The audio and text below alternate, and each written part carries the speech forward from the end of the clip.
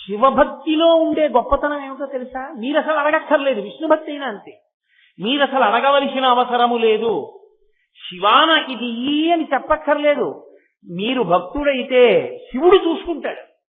ఆయనకున్నటువంటి గొప్పతనం అది, ఆ కన్నుకున్న గొప్పతనం అది, అది చూడగలదు. నువ్వేమై ఉండాలి? నువ్వు భ్రమరమై ఉండాలి. అవి రెండు పువ్వులు కదా మరి. అమ్మవారి కన్నులు తామర పువ్వులు, అయ్యవారి కన్నులు తామర పువ్వులు. తామర పువ్వు మీద ఏముండాలి? తుమ్మెద తిరగాలి. ఇప్పుడు తుమ్మెదలేవి అంటే ఎవడు భక్తుడో వాడి చూపులే తుమ్మెదలు. ఎందుకని? భక్తుడైన వాడు తన పంచేంద్రియాల్ని, మనస్సుని, ఆరింటిని భగవంతుని యొక్క కన్నులనే తామర పువ్వుల దగ్గరికి వెళ్ళి పెట్టేస్తాడు. అక్కడే తిరుగుతుంటాడు. ఆ కన్నుల వంక చూస్తూ పొంగిపోతుంటాడు. అప్పుడు ఆయన మనసు, పంచేంద్రియములు, కన్ను అక్కడే చూస్తుంది. చెవులు ఆయన కన్నుల గురించి వింటాయి. నాలుక ప్రసాదం తింటుంది. స్పర్శ ఆయన పల్లకి ముట్టుకుంటుంది.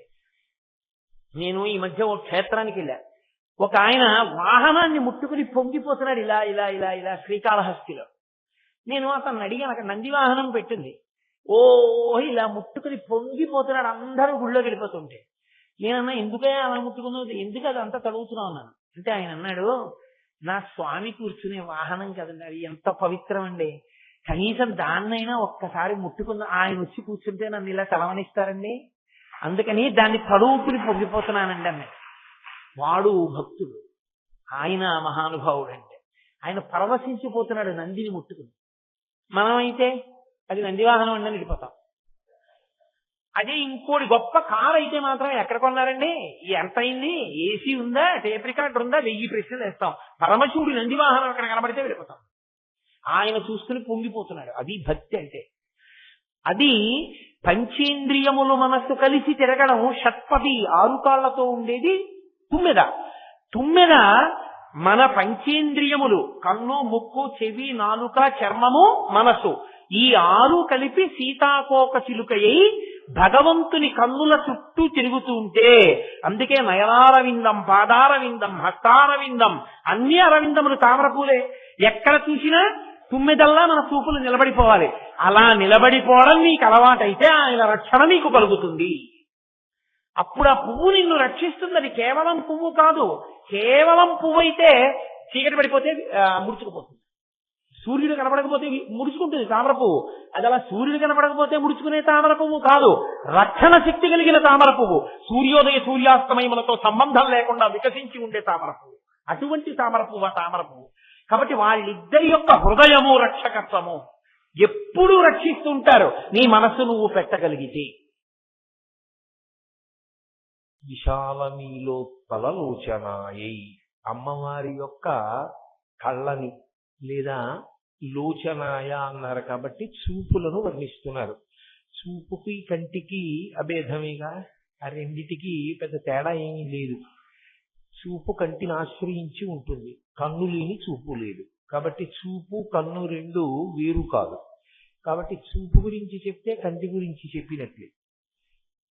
విశాల నీలోత్పలలోచనాయై, అమ్మవారి కన్నులు ఎలా ఉంటాయి అన్నది చెప్తున్నారు. ఆ కన్నులను, ఆ చూపులను వర్ణిస్తున్నారు. విశాల నీలోత్పల, విశాలమైనటువంటి కన్నులావిడివి. అవి నీలోత్పలముల వలె ఉన్నాయి. నీలోత్పలము అంటే నల్ల కలువ అని అర్థం. నల్ల కలువ బాగా వికసించి ఉంటే ఎలా ఉంటుందో అలా ఉన్నాయి. ఇక్కడ మీరు ఒక విషయాన్ని జ్ఞాపకం పెట్టుకోవాలి. కన్ను బాగా తెరిచి ఉందనుకోండి, అది కోపానికి కూడా కారణమే. ఎందుకనంటే సాధారణంగా కన్ను మామూలుగా కొంత తెరిచి తెరవనట్టుగా ఉంటే సాధారణ స్థితిలో ఉందని గుర్తు. అలా కాకుండా అనున్నాయనుకోండి ఏదో కొంచెం కోపం వచ్చినట్టుగా ఉంటుంది. విశాల శబ్దము చేత బాగా తెరువబడిన కన్నులు అని మీరు ఊహించకూడదు. అక్కడ విశాల శబ్దం కాశీ పీఠాధిష్టాన దేవతని జ్ఞాపకం చేయడం. విశాలాక్షి, విశాలాక్షి అన్న శబ్దానికి అర్థం ఏమిటంటే, శంకరుల ఉద్దేశ్యమేమి అనగా బాగా తెరుచుకున్న కన్నులున్నది అని కాదు. అలా చెప్పకూడదు కూడా. అమ్మవారి విషయంలో అసలు చెప్పకూడదు. ఎందుచేత అంటే కన్నులు అంత తెరిస్తే అది ఖచ్చితంగా కోపంగా ఉంది అని గుర్తు. అలా లేకపోతే ఆశ్చర్యచకితమైపోతే కొంతవరకు కన్నులు అలా ఉంటాయి. బాగా తెరుచుకునేది ఎప్పుడు అంటే కోపంగా ఉన్నప్పుడే కళ్ళు ఇలా తెరుచుకుంటాయి. అందుకని శంకరులు విశాల శబ్దాన్ని ఆయన బాగా తెరుచుకున్న కన్నులున్నది అన్న అర్థంలో ప్రతిపాదించారు అని మీరు అనుకోకూడదు.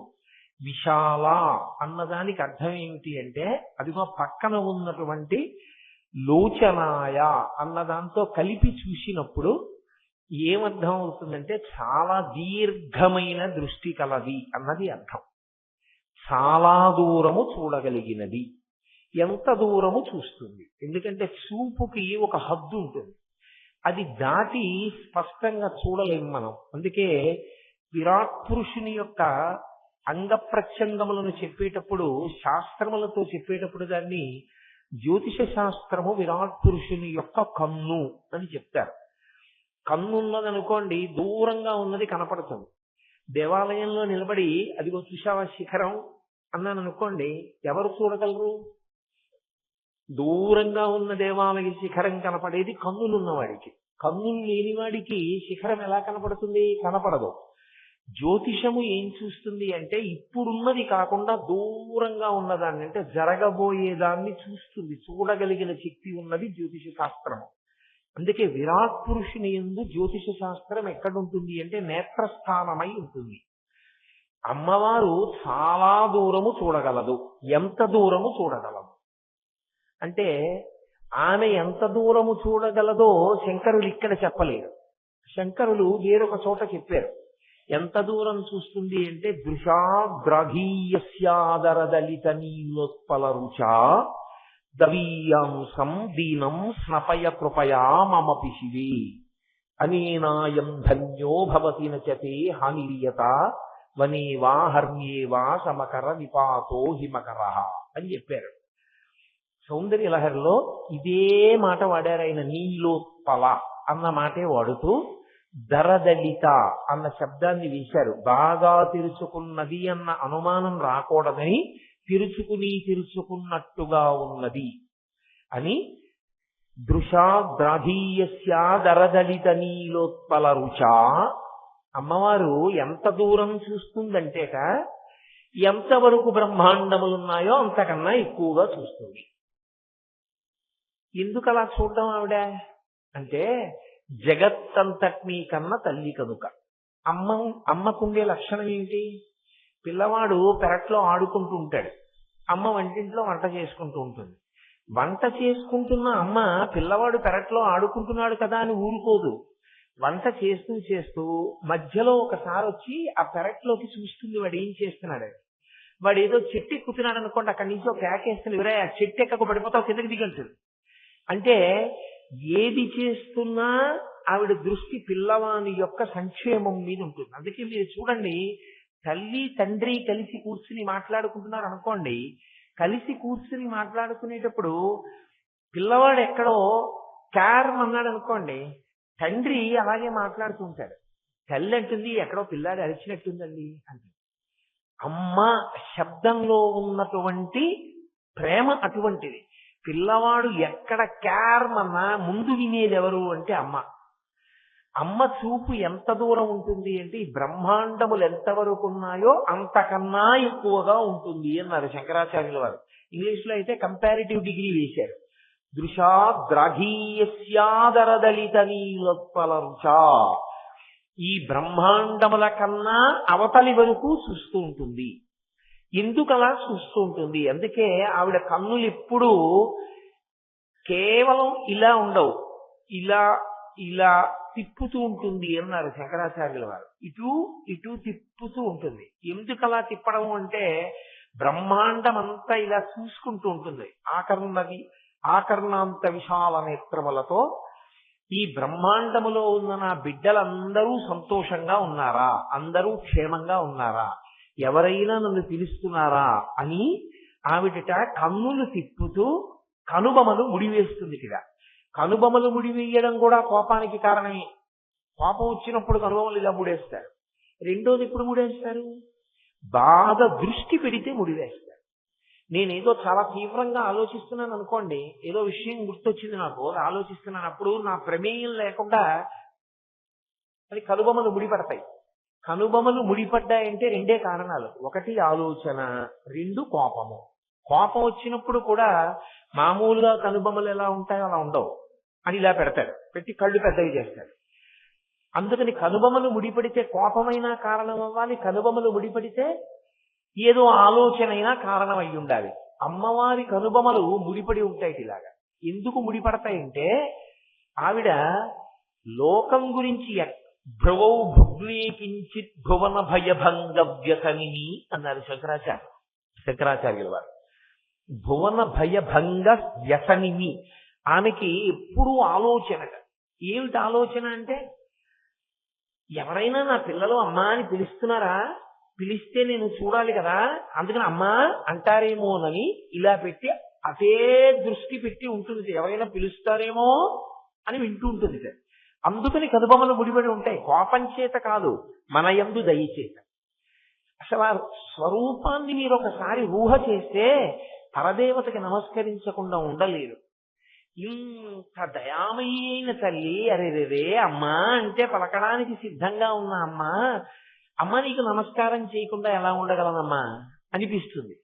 కాబట్టి భ్రువౌ భుగ్నేకించిత్ భువన భయభంగ వ్యసనిని అయిన తల్లి బ్రహ్మాండములు ఎంతవరకు ఉన్నాయో అంతవరకు చూస్తూ ఉంటుంది. ఆ చూసేటప్పుడు ఎలా ఉంటుందంటేట, విశాల నీలోత్పల లోచనాయై, ఆమె కన్నులు నల్ల కలువల వలె ఉంటాయి అన్నారు శంకరులు. తెల్లకలు ఉంది లోకంలో, ఎర్రకలు ఉంది, నల్లకలు ఉంది. ఈ మూడిటిలో శంకరాచార్యులు వారు నల్ల కలువని తీసుకుని తెల్ల కలువని ఎర్ర కలువని విడిచిపెట్టడం ఎందుకు? పోని ఏమండి, ఎర్ర కలువ అంటే కొంచెం ఎర్రగా ఉంటుంది కదా, కన్ను కోపంగా ఉన్నట్టు ఉంటుంది, అందుకని చెప్పి ఎర్ర కలువ వేయలేదండి. మరి తెల్ల కలువ వేయడానికి, తెల్ల కలువ వేస్తే ఓ ఇబ్బంది ఉంది. మీరు ఎప్పుడైనా చూశారో లేదో, ఇంకా కొద్ది రోజుల్లో గర్భం ధరించవలసినటువంటి ఆడపిల్ల అనుకోండి, డాక్టర్ గారి దగ్గరికి తీసుకెళ్ళినప్పుడు ఏం చేస్తారంటే, బాగా నోరు తెరమ్మా అని లైట్ వేసి చూస్తారు. కళ్ళు ఇలా కిందకి లాగి చూస్తారు. చూసి, అబ్బో ఎదర తల్లివి కావలసిన దానివి, నీకు చాలా ఎనిమియా ఉంది, చాలా రక్తహీనత ఉందమ్మా, లోపలను కనురెప్పలు తెల్లగా ఉన్నాయేంటి, అంత ఇలా అయితే నీకు చక్కటి శిశువు ఎలా పుడతాడు? కాబట్టి నీకు ఆరోగ్యవంతమైన శిశువు పుట్టాలంటే నువ్వు పళ్ళవి బాగా తినాలమ్మా, రక్తం పట్టాలి నీకు అంటాడు డాక్టర్ గారు.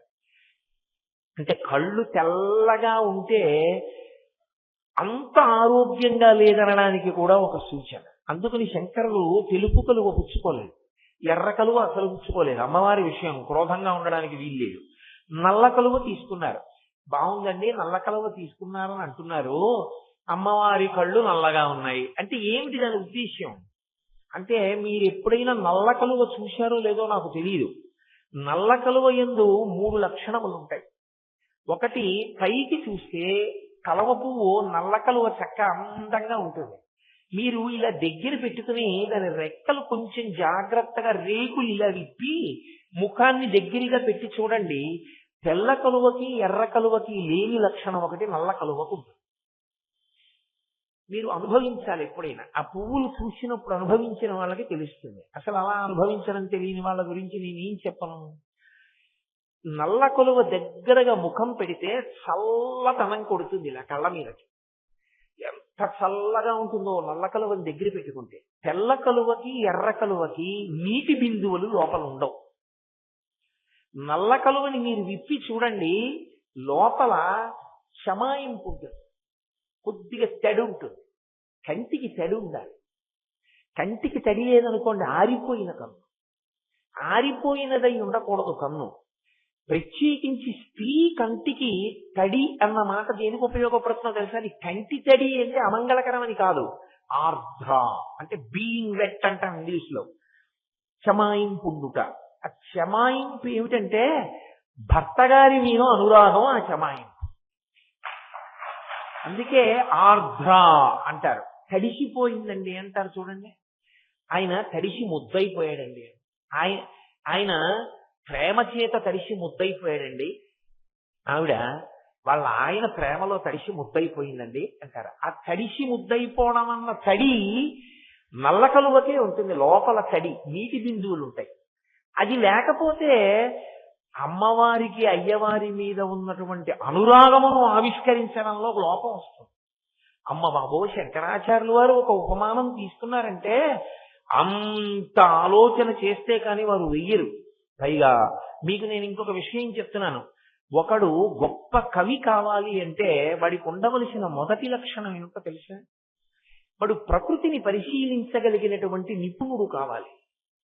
ప్రకృతి పరిశీలనమునందు ఎవడు నిష్ఠాగరిష్ఠుడవుతాడో వాడు చాలా గొప్ప కవిత్వాన్ని అందించగలడు. లేకపోతే అది పై పై మాటల కింద ఉంటుంది తప్ప అందు లోపల చాలా విశేషమైన కవితా వస్తువు మీకు దొరకదు.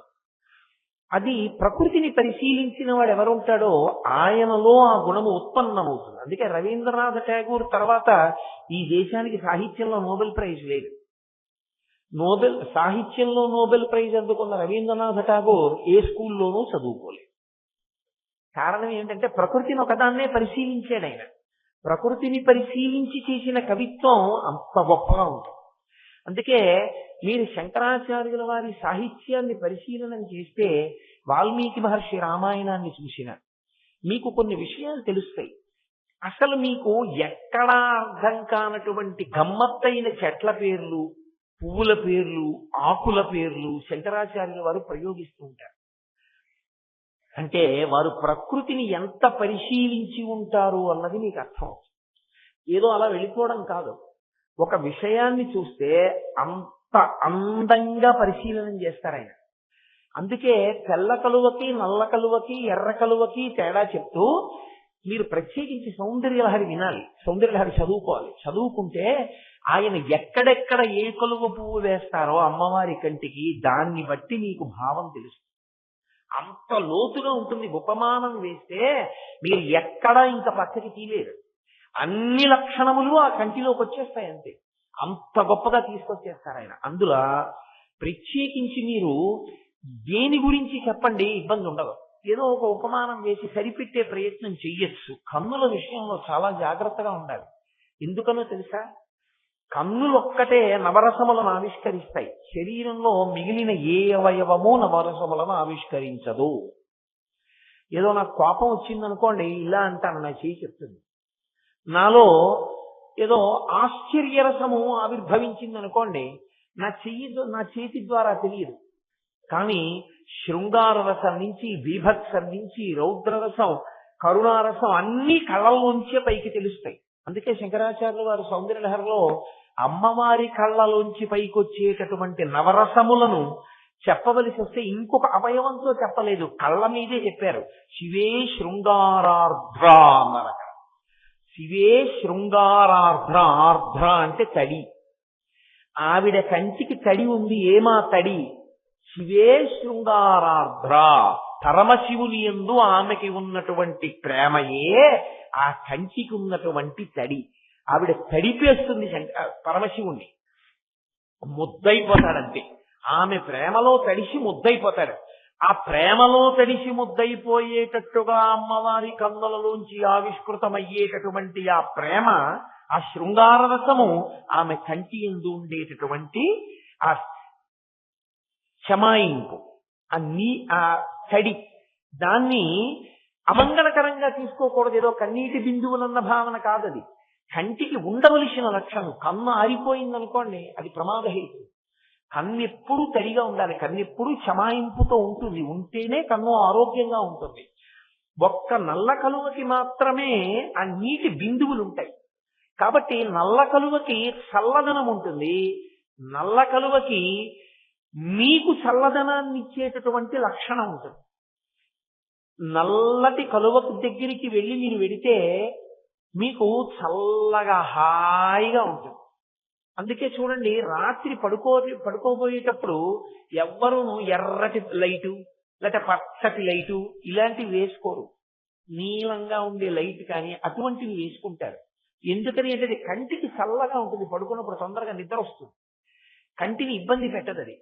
అంటే అమ్మవారి చూపులు ఎప్పుడూ నల్లగా ఉంటాయని గుర్తు. నల్లగా ఉండడం అంటే చల్లగా ఉండడం. నల్లతనం చల్లతనం కలిసి ఉండేది రెండిటిలో ఉంటుంది. ఒకటి నీరు నిండిన మేఘమునందు, కురిసేసిన మేఘంలో ఉండదు మళ్ళీ. అది శరత్కాల మేఘం అంటారు. అది తొందరగా వెళుతుంది, చాలా వేగంగా వెళుతుంది. నిండు గర్భిణి ఎలా నడిచి వస్తుందో అలా నడిచి వచ్చేటటువంటి మేఘం నీరు నిండినటువంటి మేఘం. జలదన్నికతే అంటారు శంకరులు. నీరు నిండిన మేఘం అలా ఉంటుంది. అందుకే శంకరులు ఎప్పుడైనా చెప్పవలసి వస్తే ఒక మాట చెప్తారు. పరమశివుడు ఎటువంటి వాడంటేట మగనెమలి లాంటి వాడు. అమ్మవారు ఎటువంటిదంటేట నల్ల మబ్బు లాంటిది. నల్ల మబ్బు కనపడింది అనుకోండి, మగనెమలి ఏం చేస్తుందంటే చాలా సంతోషాన్ని పొందుతుంది. అప్పటి వరకు అది మామూలుగా తిరుగుతుంటుంది, విప్పుడి విప్పదు, పింఛం విప్పదు, అది ఆట ఆడదు. దాంట్లో మనసు ప్రహృష్టం అవడం అన్నది ఏమి ఉండదు. ఏదో ఎరుపు తింటూ ఉంటుంది, తిరుగుతూ ఉంటుంది. నల్లని మబ్బులు వస్తాయి. నల్లని మబ్బులు చూడగానే మగనెమలికి ఎంత సంతోషం కలుగుతుందంటే ఇంత పింఛాన్ని విప్పేస్తుంది. విప్పేసి నల్ల మబ్బుని చూస్తే చాలు క్రాంకణం చేసి ఆడుతుంది. శంకరాచార్యులు వారు పరమశివుణ్ణి అన్నారు, నువ్వు మగనెమలి లాంటి వాడివి, మా అమ్మ నల్ల మబ్బు లాంటిది అన్నారు. అమ్మవారు నల్లగా ఉంటుంది కదా, నారాయణి కాళి. నల్లగా ఉన్న అమ్మవారిని నల్ల మబ్బుతో పోల్చారు. ఎందుకంటే నీరు నిండిన మేఘం చల్లతనం నల్లతనం కలిసి ఉంటుంది. అది కురుస్తుంది. కురిస్తే లోకాలకన్నిటికీ శాంతి కలుగుతుంది, అన్నం దొరుకుతుంది. ఆ నల్లతనం చల్లతనం కలిసి ఉండేది నీరు నిండిన మేఘంలో ఉంటుంది, నల్ల కలువలో ఉంటుంది. అందుకే శంకరులు ఎక్కడైనా పోలిక వేస్తే అమ్మవారిని నల్ల మబ్బుతో పోలుస్తారు. అందుకే కృష్ణ భగవానుడు విష్ణు స్వరూపం నల్లటి మబ్బులో ఉంటారు. కారణం ఏమిటంటే ఆ నల్లతనం చల్లతనం కలిసి ఉంటాయి. ఇక్కడ కూడా శంకరులు విశాల నీలోత్పలలోచనాయై, అమ్మా నీ కన్ను చాలా దూరం చూసే లక్షణంతో ఉండి నల్ల కలువలా ఉంటుంది. అంటే మా పట్ల చల్లని చూపు కలిగినదై ఉంటుంది. ఎప్పుడూ ఎరుపెక్కుతుంది అని చెప్పడం అసలు కుదరనిది ఏది అంటే ఒక్క నల్ల కలువే. పైగా నల్ల కలువకుండే లక్షణం ఏమిటో తెలుసా అండి? మీరు ఎప్పుడైనా నల్ల కలువ పువ్వు దొరికితే జాగ్రత్తగా చూడండి. ఆ రేకులు పీకికండి. కొంచెం బాగా దగ్గరగా చూస్తే మధ్యలో దుద్దు ఉంటుంది. ఆ దుద్దు దగ్గర చూస్తే ఈ రేకులు దుద్దు దగ్గర ఎక్కడ ఎక్కుతాయో అక్కడ తెల్లగా ఉంటుంది.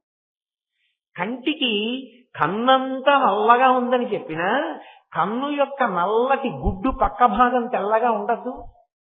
లేకపోతే అది ఎలా సరిపోతుంది? నల్ల కలువ అయితే దానికి మొదట్లో తెలుపు ఉంటుంది. అందుకని కంటికి బాగా సరిపోతుంది, అమ్మవారి యొక్క చూపులలో చల్లతనానికి సరిపోతుంది. అందుకే విశాల నీలోత్పలలోచనాయై, విశాలమైనటువంటి దృష్టి కలిగిన అమ్మ. ఆ విశాలమైన దృష్టి అంటే ఎంత దూరమో చూస్తుంది, బ్రహ్మాండముల కన్నా ఎక్కువ దూరం. అంటే ఎప్పుడూ తన బిడ్డల్ని ఆదమరవకుండా తడివి చూసుకునేటటువంటి లక్షణమున్నవో అమ్మా, ఆ బ్రహ్మకీట జననివి కదా. అందుకని నీ కంటికి అటువంటి లక్షణాన్ని వేస్తూ విశాల నీలోత్పలలోచనాయై. బాగుందండి. అంటే అమ్మవారి కన్ను ఎప్పుడూ ఇలాగే ఉంటుందా? దానికి అలా చల్లగా చూడడం ఒక్కటే తప్ప ఇంకే లక్షణము ఉండదా? అప్పుడు మరికొన్ని ఇబ్బందులు వచ్చి చేరుతాయి. అలా అంటే మూకశంకరులు చాలా గొప్పగా పూరించారు దీన్ని.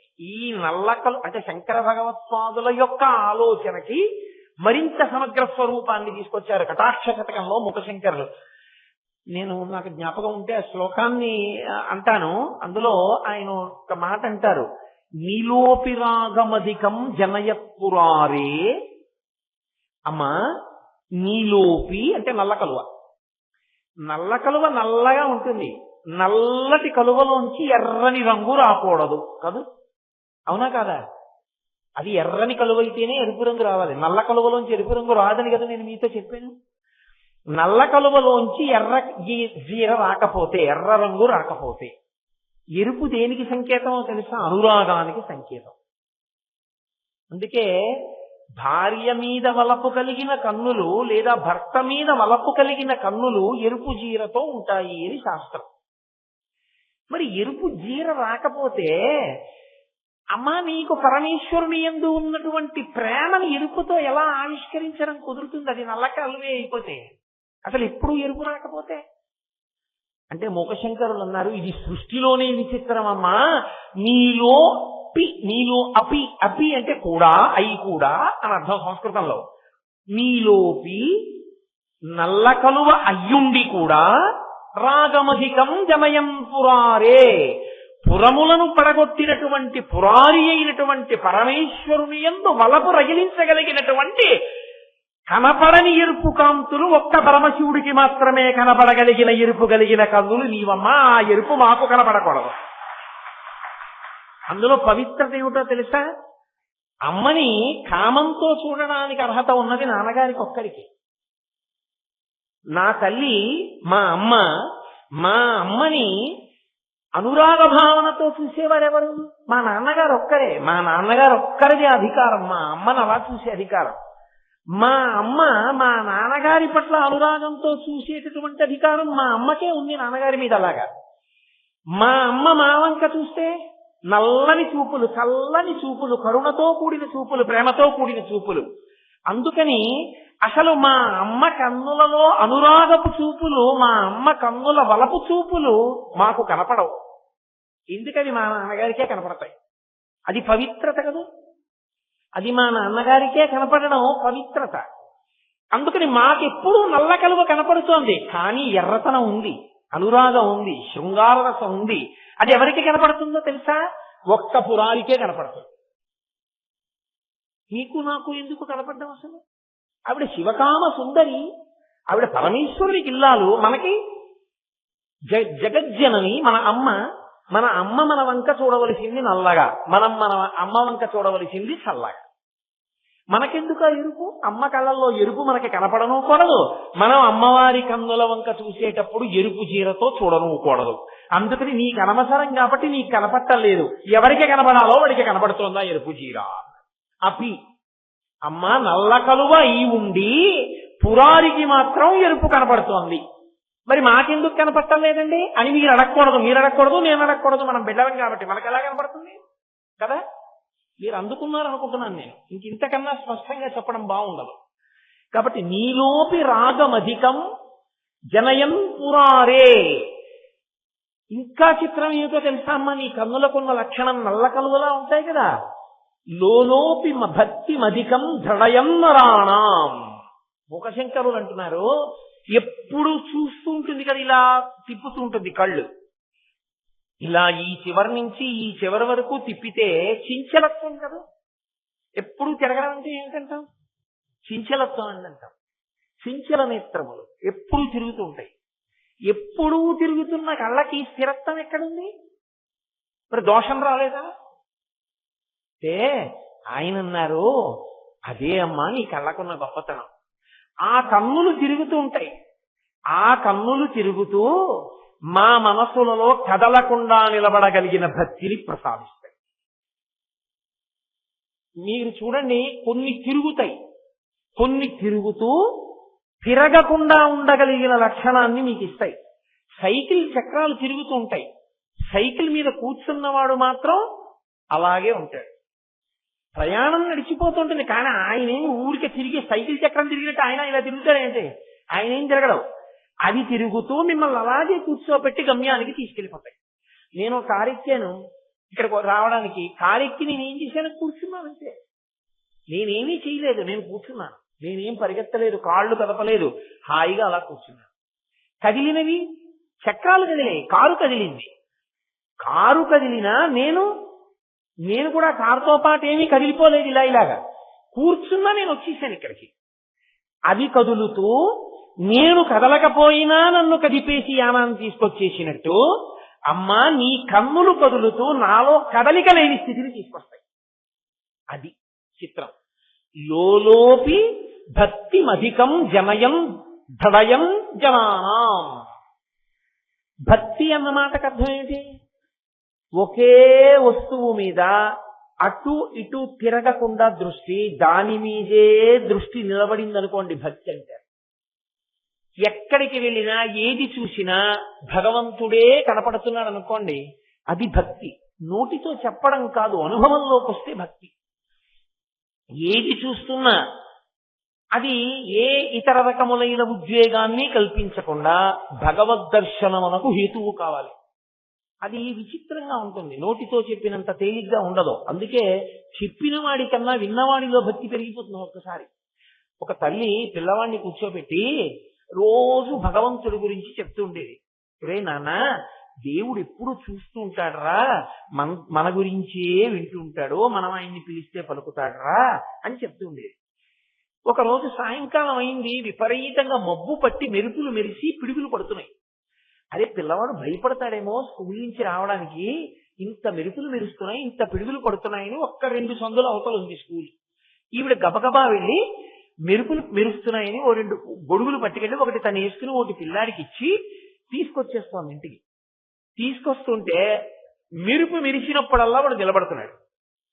తెల్లండి, ఎందుకనే మెరుపు మెరిసినప్పుడల్లా నిలబడతాయిట్రా, గబగబా నడు ఇంటికని అంటే వాడన్నాడు, అమ్మా నువ్వే కదూ చెప్పావు భగవంతుడు ఎప్పుడూ మనల్ని చూస్తూ ఉంటాడని. భగవంతుడికి కోరిక పుట్టిందమ్మా, ఇవాళ నేను నీతో కలిసి వస్తుంటే ఫోటో తీసుకోవాలనుకున్నాడు. ఫోటో తీసే ఫ్లాష్ వస్తుంది కదూ, మన ఇద్దరిని ఫోటో తీస్తున్నాడు. తీస్తుంటే నేను కరిగిపోతే ఎలాగమ్మా, అందుకు నేను నిలబడ్డానమ్మా దేవుడు ఫోటో తీసుకోవడానికి అన్నాడు. అంటే చెప్పిన తల్లి కన్నా వాడిలో ఎంత కుదురుకుపోయిందో చూడండి భక్తి. వాడికి మెరుపులో పరమేశ్వరుడు కనపడ్డాడు వాడికి. ఇది చెప్పిన తల్లిలో అంత భావన కుదురుకోలేదు. అది మనం చెప్పలేం. ప్రహ్లాదుడికి తల్లి కడుపులో ఉండగా నారదుడు భక్తి బోధించాడు. నిలబడిందా లీలావతికి? ప్రహ్లాదుడికి నిలబడింది. కాబట్టి ఒక్కొక్కసారి ఆశ్చర్యంగా ఉంటుంది. ఇన్ని ప్రవచనాలు చేశాను, ఇన్ని వేల ప్రసంగాలు చేశాను నేను. ఇన్ని వేల ప్రసంగాలు చేసిన నా భక్తి కన్నా అసలు నా సభలలో ఎప్పుడూ పాల్గొనే అలవాటు ఉన్న వాళ్ళకి పెరిగిపోయినంత భక్తి నాకు ఉందా అనిపిస్తూ ఉంటుంది నాకు ఒక్కసారి. అలా పెరిగిపోయే వాళ్ళు ఉంటారు. అది లోకంలో మర్యాద, ఒక్కొక్కరి అదృష్టం, అది సంస్కారం, ఈశ్వరానుగ్రహం, గురువానుగ్రహం, అలా పెరుగుతుంది భక్తి. కాబట్టి అమ్మవారి కన్నులు తిరుగుతూ ఉంటాయి. భక్తి ఎందేమవుతుంది, ఎప్పుడూ పరమేశ్వరుని ఎందే దృష్టి ఉంటుంది. అంటే సంతత తైలధార అంటారు భక్తిని. ఒక నూనె ధార పడుతున్నప్పుడు జిగురుగా ఎలా పడిపోతుందో, భక్తి కలిగిన వాడి హృదయం ఏ పని చేస్తున్నా భగవంతుడి మీదే నిలబడుతుంది. పానీయంబులు త్రాగుచున్, కొడుచుచున్, భాషించుచున్, హాసలీలా నిద్రాదులు చేయుచున్, తిరుగుచున్, లక్షించుచున్, సంతత శ్రీనారాయణ పాద పద్మజుగళి చింతామృత స్వాద సంధానుండై మరచన్ సురారిసుకుడే తద్విశ్వమున్ భువరా అంటారు పోతన గారు భాగవతంలో. ఏది చేస్తున్నా ప్రహ్లాదుడికి భగవంతుడే జ్ఞాపకానికి వస్తుండేవాడు. మనసు కదలకుండా ఈశ్వరుణ్ణి పట్టుకుంటోంది. ఏ పని చేస్తున్నా భగవంతుణ్ణి పట్టుకోవడానికి వీలుగా మనసు నిలబడేటట్టుగా లోపల ఏర్పడినటువంటి స్థిరమైన భక్తి కదులుతున్న అమ్మవారి కన్నుల యొక్క అమృత దృష్టిపాతము వలన కలుగుతుంది. ఆవిడ కన్నులు కదులుతున్నాయి, కానీ కదలకుండా మనసుని నిలబెట్టగలిగిన భక్తి ఆ చూపులు ఇస్తున్నాయి. ఇది విచిత్రం కాదు? నల్లని కలువయ్యుండి పరమేశ్వరుని యందు ఎర్రని అనురాగమును కురిపించడం. నల్లని కలువయ్యుండి అమ్మవారి కన్నులు తిరుగుతూ మన యందు ఎప్పుడూ తిరిగే అలవాటు ఉన్నటువంటి మనసుని తిరగకుండా నిలబడగలిగిన లక్షణాన్ని ఇవ్వడం. అసలు తిరిగేది ఏది అంటే మనసు ఎట్టి పరిస్థితులలోనూ ఒక చోట ఉండదు. రోగం ఏమిటో డాక్టర్ గారు కనిపెట్టడం ఆయన మొదటి విజయం. అసలు రోగం ఏమిటో తెలిస్తే విరుగుడికి మందన్నా ఇవ్వచ్చు, ఈ రోగం కుదరదనన్నా చెప్పచ్చు. అసలు రోగం తెలియకుండా వైద్యం చేస్తే కొత్త రోగాలు వస్తాయి కదా. రోగం తెలియడం మొదటి విజయం అయినట్టే అసలు మనసు నిలబట్టలేదని తెలుసుకోవడమే మొదటి విజయం. ఆ తర్వాత నిలబెట్టే ప్రయత్నం చేయొచ్చు. దేని మీదకి పోతోంది, ఎందుకు పోతోంది, ఎలా వెనక్కి తీసుకురావాలి, గురువు గారు చెప్తారు. కానీ అసలు కదులుతోందన్న విషయం తెలియకుండా నా అంత భక్తుడు లేడంటుంటే వాడిని ఉద్ధరించేవాడు ఎవడు లోకంలో? మనసు నిలబడదు, అది దాని లక్షణం. మీరు ఏం చేస్తుండంటే అది ఇంకో చోటు పెడుతుంది. ఎందుకంటే అది సంకల్ప వికల్ప సంఘాతము. కొన్ని కోట్ల జన్మలుగా దానికి అంత వేగాన్ని మనం అలవాటు చేసేసాం. అలవాటు చేసి ఇప్పుడు దాన్ని నిలబెడదాము అన్నాం అనుకోండి, అది నిలబడదు. అది సాధ్యమయ్యే విషయం కాదు. 80 కిలోమీటర్ల వేగంతో వెళ్ళిపోతున్నటువంటి మోటార్ సైకిల్ కి బ్రేక్ వేస్తే కాకినాడ వైపు పెడుతున్న దాని ముఖం యానం వేగం తిరుగుతుంది, ఇలా తిరిగి. అంతేగాని 80 కిలోమీటర్ల వేగంతో వెడుతున్న దాన్ని బ్రేక్ వేస్తే ఎక్కడున్నది అక్కడ నిలబడిపోదు. 10 కిలోమీటర్ల వేగంలో వెడుతున్న దాన్ని ఆపితే ఎక్కడున్నది సాగుతుంది. అసలు దాని వేగం తగ్గించాలి, లేకపోతే అది అలా తిరుగుతూ ఉంటుంది, దానికి అది అలవాటు అయిపోయింది. కాబట్టి మీరు చూడండి, పూజ చేస్తుంటే ఓం కేశవాయ నమః అక్కడ ఉంటుంది, ఓం నారాయణాయ నమః. సాయంకాలం 5:15కి బయలుదేరితే పావుగంట లేట్ అయిపోతుంది యానం వెళ్ళడం. 5:30కి బయలుదేరితే 5:30కి అవుతుందా? సంధ్యావందనం అవ్వాలి, స్నానం అవ్వాలి, ఆఫీస్ నుంచి రావాలి, పంచ కట్టుకోవాలి, కారు ఎక్కాలి. ఎక్కడ అవుతాయి ఇన్ని? తప్పదు, పావుగంట లేట్ అయితే ఇన్ని మనం ఏం చేయగలం? ఇంకంతకన్నా మన చేతిలో లేదు. ఈలోగా మామాలన్నీ అయిపోయి ఇది ఎక్కడుంది? యానం 6:30కి వెళ్ళడానికి ఏం చెయ్యొచ్చు అన్నది ఆలోచిస్తాం. అంటే ఇది కారు, పంచ కట్టుకోవడం, ఇవన్నీ ఇది ఆలోచిస్తోంది. ఇక్కడ నోరు నామని చెప్పింది, ఇది పూలు వేసింది, అయిపోయింది పూజ. అంటే మనసుకి వెళ్ళిపోయే లక్షణం ఉన్నది. వెళ్ళిపోయే లక్షణం ఉన్న మనసు చంచలత్వము, అది కదిలి వెళ్ళిపోతుంది ఎప్పుడు, అది నిలబడదు ఒక చోట. అమ్మవారి కన్నులు నిలబడవు, ఇలా తిరుగుతుంటాయి. తిరిగే అలవాటు ఉన్నటువంటి అమ్మవారి కన్నులను ఎవడు ధ్యానం చేస్తాడో వాడికి మనసు నిలబడ్డం అలవాటు. అది చిత్రం కాదు? తిరిగేది అంతకన్నా వేగంగా తిరిగేదాన్ని నిలబెడుతోంది. ఇది నీ అమ్మా నీ కన్నులకున్న శక్తి. కాబట్టి లోలోపి భక్తిమధికం హృదయం నరాణం. భక్తుల యొక్క మనసులను నిలబెట్టి భక్తి మీద నిలబెట్టేస్తోందమ్మా నీ మనసు. నీ కన్ను ఎంత గొప్ప కన్నమ్మా, అది నల్ల కలువగా ఉంది, ఎంత ఉపకారం చేస్తోంది. అక్కడతో ఊరుకుందా? ఊరుకోదు. తల్లి, నీ కన్ను చేసేటటువంటి మరొక మహోపకారం ఏమిటో తెలుసా? వక్రోపి దేవి నమతాం సమతాం వితన్వన్. వక్రోపి, వక్రోపి అంటే వంకర టింకరులుగా ఉండుట. అమ్మవారి చూపు ఇలా చూసేటప్పుడు ఇలా చూస్తుంది, ఇలా చూస్తుంది, ఇలా చూస్తుంది. చూసేటప్పుడు అదే సరళ రేఖలా ఓ గీతలా ఏముండదు, ఇలా ఇలా ఇలా ఇలా చూస్తుంది, వంకర వంకరగా ఉంటుంది కదా. మరి చూపు ఇలా తిప్పినప్పుడు ఇలా వంకరగా తిరిగిందా లేదా? వంకర చూపులు అంటారు. మరి అమ్మవారి ఇక్కడి నుంచి ఇక్కడికి ఇలా చూస్తే చూపు ఇలా గీసినప్పుడు వంకరగా ఉందిగా. అయినా అమ్మా గొప్పతనం ఏమిటో తెలుసా నీ చూపుకి? ఇలా తిప్పినప్పుడు ఇలా పడ్డ నీ చూపు ఎవరి మీద పడుతోందో, ఎవడు భక్తితో ఆ చూపులలో పడుతున్నాడో వాడికి నమతాం, నీకు నమస్కరించి నీ కన్నుల చూపుల మీద పడేటట్టు నిలబడిన వాడు సమతాం వితన్వన్. వాడికి అన్నిటి యందు సమానమైన వస్తువుని చూడడం అలవాటు అవుతోంది. అన్నిటి యందు సమానముగా ఉండేదేది? ఆత్మ. అన్నిటా ఆత్మను చూడగలుగుతున్నాడు. అందుకే ముఖశంకరులు ఆర్యా శతకంలో అలా ఉందంటారు, శివ శివ పశ్యంతి సమం శ్రీ కామాక్షి కటాక్షితాః పురుషః విపినం భువనం అమిత్రమిత్రం లోష్టంచ యువతి బింబోష్టం అంటారు. శివ శివ పశ్యంతి సమం, ఆమ్రేడితం వేశారు. ఎంత ఆశ్చర్యం! అమ్మవారి చూపు ఎవరి మీద పడిందో వాళ్ళకి ఎంత సమభావన ఏర్పడిపోతుందంటే, వాడికి విపినం భువనం, అరణ్యానికి పెద్ద అంతఃపురానికి తేడా తెలియదు. అమిత్రమిత్రం, శత్రువుకి మిత్రువుకి తేడా ఉండదు, మిత్రుడికి తేడా ఉండదు. లోష్టంచ యువతి బింబోష్టం, యువతి బింబోష్టమునకు లోష్టం అంటే ఒక రాతికి తేడా ఉండదు. అంత సమానత్వమును పాటించగలిగిన వాడైపోతాడు. అంటే అంతటా భగవద్ దర్శనము చెయ్యగలిగిన వాడైపోతాడు ఆవిడ చూపు పడితే. కాబట్టి అమ్మవారి చూపులు విశాలమైనటువంటి నల్ల కలువవలి ఉన్నాయి అని శంకరాచార్యుల వారు అండమంటే, కేవలంగా ఏదో అమ్మవారి కళ్ళు విశాలమైన బాగా విచ్చుకున్నటువంటి ఒక నల్ల కలువ పువ్వు ఎలా ఉంటుందో అలా ఉంటాయి, అది కాదు ఆయన ఆలోచన. ఆయన ఆలోచనలో అనేక భావములను ఆయన నల్ల కలువను అడ్డు పెట్టి చెప్తున్నారు. ఒకటి, ఆమె తన భర్త యందు అంత అనురాగము కలిగినది. 2, ఆమె తన బిడ్డల పట్ల అంత దయా ప్రేమ కలిగినది. 3, ఆమె పరమకారుణ్యశీలి అయి ఎప్పుడూ చూస్తూనే ఉంటుంది లోకాన్ని. ఎవరు అమ్మా అంటారో రక్షించాలని చూస్తూ ఉంటుంది. కాబట్టి ఇప్పుడు అమ్మవారి యందు భక్తిని కల్పించడానికి శంకరులు దీన్ని ప్రమాణంగా తీసుకుని మాట్లాడుతున్నారు. కాదు, మీరు ఒక ఇంటి ఇల్లాలిని చూడండి, ఇంటి ఇల్లాలి కన్నులు కూడా అలాగే ఉండాలి. ఇంకా నేను వేరే దానికి వివరణ చెయ్యక్కర్లేదు. తన బిడ్డల యందు అపారమైనటువంటి ప్రేమ, తన భర్త యందు మాత్రమే విశేషమైనటువంటి అనురాగము, తన వారి గురించి ఎప్పుడూ తాపత్రయం. కొత్తగా చెప్పక్కర్లేదు ఏ తల్లికైనా. మహానుభావుడు బసవపురాణం చేస్తూ ఓ మాట అంటాడు. పాల్కురికి సోమనాథుడు ఓ మాట అన్నాడు, ఒక పువ్వు ఒక మొగ్గలో సౌరభము లేదు. మీరు మల్లె మొగ్గని తీసి చిన్న మొగ్గని విప్పి చూశారనుకోండి, పసరిక వాసన వస్తుంది, దాంట్లో సౌరభం ఉండదు. అదే చిన్న మల్లె మొగ్గ ఇంత మల్లె మొగ్గ అయి సంధ్యాకాలంలో విచ్చుకున్నప్పుడు మీరు వాసన చూశారనుకోండి, మీరు వాసన చూడక్కర్లేదు, దగ్గర నిలబడితే సౌరభం వస్తుంది.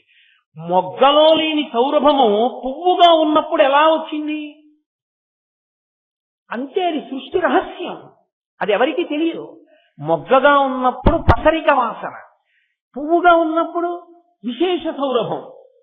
ఆమె తన అక్కకి కొడుకు పుట్టినప్పుడు ఉసే కొంచెం వీడిని ఇలా పట్టుకోదే, వీడు మల విసర్జన చేశాడంటే వాడిని ఇలా పట్టుకుని చీచి చీచి చీచి ఏమిట్రా అంటుంది. తనకి పిల్లాడు పుడితే నా బంగారు కొండ అని వాడి 2 కాళ్ళు పైకెత్తి వాడి అశుద్ధాన్ని కూడా తుడిచేస్తున్నది. అమ్మ ప్రేమ ఎప్పుడు వచ్చింది ఆవిడికి అంత ప్రేమ అని మీరు నన్ను అడిగితే నేనేం చెప్తాను? మల్లె మొగ్గలో పసరికతనం పోయి మల్లె పువ్వులో సౌరభం వచ్చినట్టు మాతృత్వముతో పాటు ఆ ప్రేమ వచ్చేస్తుందంతే. దానికి కొత్తగా ట్రైనింగ్ స్కూల్స్ ఉండవు. అది ఏ తల్లికైనా ఏ ఇంటనైనా ఉంటుంది. అది లేనివాడు సృష్టి లేదు, అసలు నిలబడవు కుటుంబాలు, అసలు లోకం నిలబడదు. కాబట్టి అమ్మవారికే కాదు ప్రతి ఇంట ఉంది ఇది. అమ్మవారి అంశ ఉంది ప్రతి స్త్రీలో, అయ్యవారి అంశ ఉంది ప్రతి పురుషుడిలో. అది చక్కగా కలిసి వర్ధిల్లినప్పుడు అది ఆదర్శవంతమైన కుటుంబంగా లోకంలో నిలబడుతుంది. వాడు ఆ దంపతులు లక్ష్మీనారాయణ స్వరూప అర్చనకి అర్హత పొందుతారు. అస్తమానం కీచులాడుకుంటే అర్హత ఎక్కడి నుంచి వస్తుంది? అది బిడ్డలను ప్రయోజకుల్ని చేసి తాము తల్లిదండ్రులుగా ఆనందాన్ని అనుభవించి మెట్లెక్కడం నేర్చుకుని పరిణితి పొందిన తల్లిదండ్రులు ఎవరో వారు లక్ష్మీనారాయణ అర్చన పొందుతారు, లోకంలో దంపతి పూజకు అర్హులవుతారు. కనుక శంకరులు అంటున్నారు, విశాల నీలోత్పల లోచనాయై, అమ్మవారి కన్ను నల్ల కలువవలె ఉన్నది అన్నప్పటికీ అందులో ఇన్ని లక్షణములు ఉన్నాయి. భక్తుల్ని కాపాడగలిగినటువంటి లక్షణము ఎప్పుడూ ఉంటుంది. అసలు ఇంకా చిత్రం ఏమిటో తెలుసా? అమ్మవారి కన్ను ఎంత జాగ్రత్తగా చూస్తుంటుందంటే బాహ్యాన్నొక్కదాన్ని చూస్తూ ఉండడం కాదు, ఆంతరమును కూడా చూస్తూ ఉంటుంది, లోపలికి చూస్తూ ఉంటుంది. వీడు ఏ ఆర్తి పొందుతున్నాడు, ఏ తాపత్రయాన్ని పొందుతున్నాడు ఆవిడ కనిపెడుతుంది. నేను ఎప్పటికో ఉదాహరణ కూడా చెప్పవచ్చు, అసంఖ్యాకముగా ఉన్నాయి అమ్మవారి అనుగ్రహం అంటే. కానీ ఈ మధ్య కాలంలో మహానుభావులు కాబట్టి నేను తరచుగా వారి గురించి మాట్లాడుతూ ఉంటాను.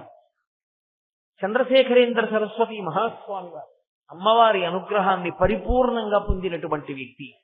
అలాగే తాడేపల్లి రాఘవనారాయణ శాస్త్రి గారు చెందోలు, ఇక్కడే ఎంతో దూరం కాదు, తెనాలిలో ఉండేవారు ఆయన. ఆయన మహానుభావుడు దేవీ నవరాత్రులు చేయవలసి వస్తే ప్రతిరోజు కొన్ని 100 మందికి భోజనం పెట్టేవారు.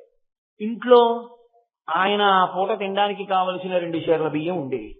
రేపు ఆశ్వీజ శుక్ల పాడ్యమి దేవీ నవరాత్రి ప్రారంభం. అయ్యా ఎలాగా?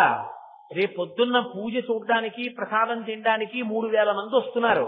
ఎక్కడిది అంటే ఆయననేవారు, నేనా పూజ చేసేవాడిని, నేనా ప్రసాదం పెట్టవలసిన వాడిని, ఆవిడ చూసుకుంటుందని అని ఆయన నిశ్చలంగా హాయిగా ఒకరి దగ్గరికి వెళ్ళడం, చెయ్యి చాపడం, అడగడం ఏమి, కూర్చుని జగదంబని అర్చన చేశారు. సాయంకాలం చేసి రాత్రి పడుకున్నారు. పడుకుంటే మరునాడు తెల్లవారుజామున తలుపు తీశారు. తలుపు తీసేటప్పటికి బియ్యం బస్తాలు, కందిపప్పు, నూనె, పంచదార అన్ని దింపేసి ఉన్నాయి. ఎదురుగున్న రైస్ మిల్. ఆయన అనుకున్నారు ఆ రైస్ మిల్లుకి వచ్చే ఇలా ఉందనుకున్నారు. ఆ రైస్ మిల్లు వాచ్మెన్ వచ్చి అన్నాడు, అయ్యా నిన్న రాత్రి బండి వచ్చింది, ఏదో ఊరు ఆ పేరు చెప్పి ఫలానా వారు మీకు దేవీ నవరాత్రుల కోసమని ఈ సంబారాలన్నీ పంపించారని చెప్పమన్నారు. ఆయన నిద్రపోతున్నప్పుడు బాలస్వరూపం తిరుగుతుండేది, ఇంట్లో గజ్జెలు వినపడుతుండేవి. ఆయన శరీరం, ఆయన ప్రాణం వదిలిపెట్టేసిన తర్వాత ఆయన భౌతిక శరీరాన్ని కాలుస్తుంటే అందులోంచి బాలస్వరూపం పైకి లేచింది. ఆ ఫోటోలు కూడా ఉన్నాయి ఇప్పటికీ. అంతటి మహానుభావుడు తాడేపల్లి రాఘవనారాయణ శాస్త్రి గారంటే రాత్రి దింపారండి అన్నారు. ఆయన తెల్లబోయి ఆ ఊర్లో ఆయన ఎవరు విచారణ చేయమన్నారు. అసలు ఆ ఊరు లేదు, ఆ ఊళ్ళో అటువంటి పేరున్న వాడు లేదు. అమ్మవారు పంపించిందంతే. దేవీ నవరాత్రులు అయిపోయాయి, ఏకాదశి వచ్చేసింది, ద్వాదశి వచ్చేసింది. ఏం చెయ్యాలి? అయ్యా 200 కేజీలు బియ్యం మిగిలిపోయాయి, ఇంత పసుపు ఉండిపోయింది, ఇంత కుంకం ఉండిపోయింది, ఇంత జీడిపప్పు ఉండిపోయింది, శుభ్రంగా పులిహార వండేసేయండి. ఏం చెయ్యం ఇంత పులిహార? ఊళ్ళో వాళ్ళకి పంచిపెట్టేసేయండి. అలా వెళ్ళిపోతున్న బస్సులు ఆప్ చేసి బస్సుల్లో ఉన్న వాళ్ళందరికీ ప్రసాదం పెట్టేయండి. మరి ఎల్లుండి తినడానికి మనకి అమ్మవారు ఇస్తుందిరా, నీకెందుకు నాకెందుకురా అనేవారే. అది రాఘవనారాయణ శాస్త్రి గారి జీవితం అంటే. మహాపురుషులు అలా జీవించారు. వాళ్ళు స్వార్థంతో నాకని పట్టుకెళ్ళింది లేదు. పరమేశ్వరుడు ఉన్నాడు, పరదేవత ఉందని నమ్ముకు బతికారు. వాళ్ళ జీవితాలు అలాగే మల్లె పువ్వుల్లో వెళ్ళిపోయాయి. ఆ తల్లి ఆంతరమును చూడగలదు, నీ నిష్ఠ నీ భక్తి ఆవిడ చూడగలదు, చూసి నిన్ను ఆదుకోగలదు.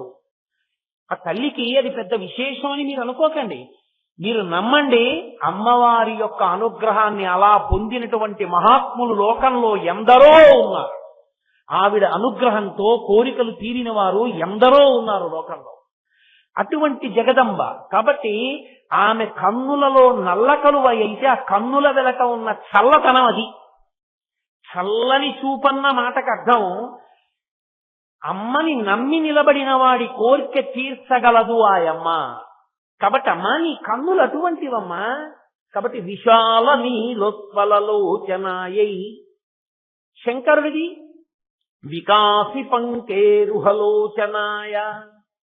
పరమేశ్వరుడి కన్ను దగ్గరికి వచ్చేటప్పటికీ శంకరాచార్యుల వారు ఈ రంగని చెప్పలేదు, నల్లగా ఉంటుందని చెప్పలేదు, తెల్లగా ఉంటుందని చెప్పలేదు, ఎర్రగా ఉంటుందని ఆయన చెప్పలేదు. వికాసి బాగా విచ్చుకున్నా అంటే ఇలా కోపంతో అని కాదు, మళ్ళీ మీరు గుర్తుపెట్టుకోవాలి. విశాలాక్షి ఎలా చూస్తుందో విశ్వనాథుడు అలాగే చూస్తాడు.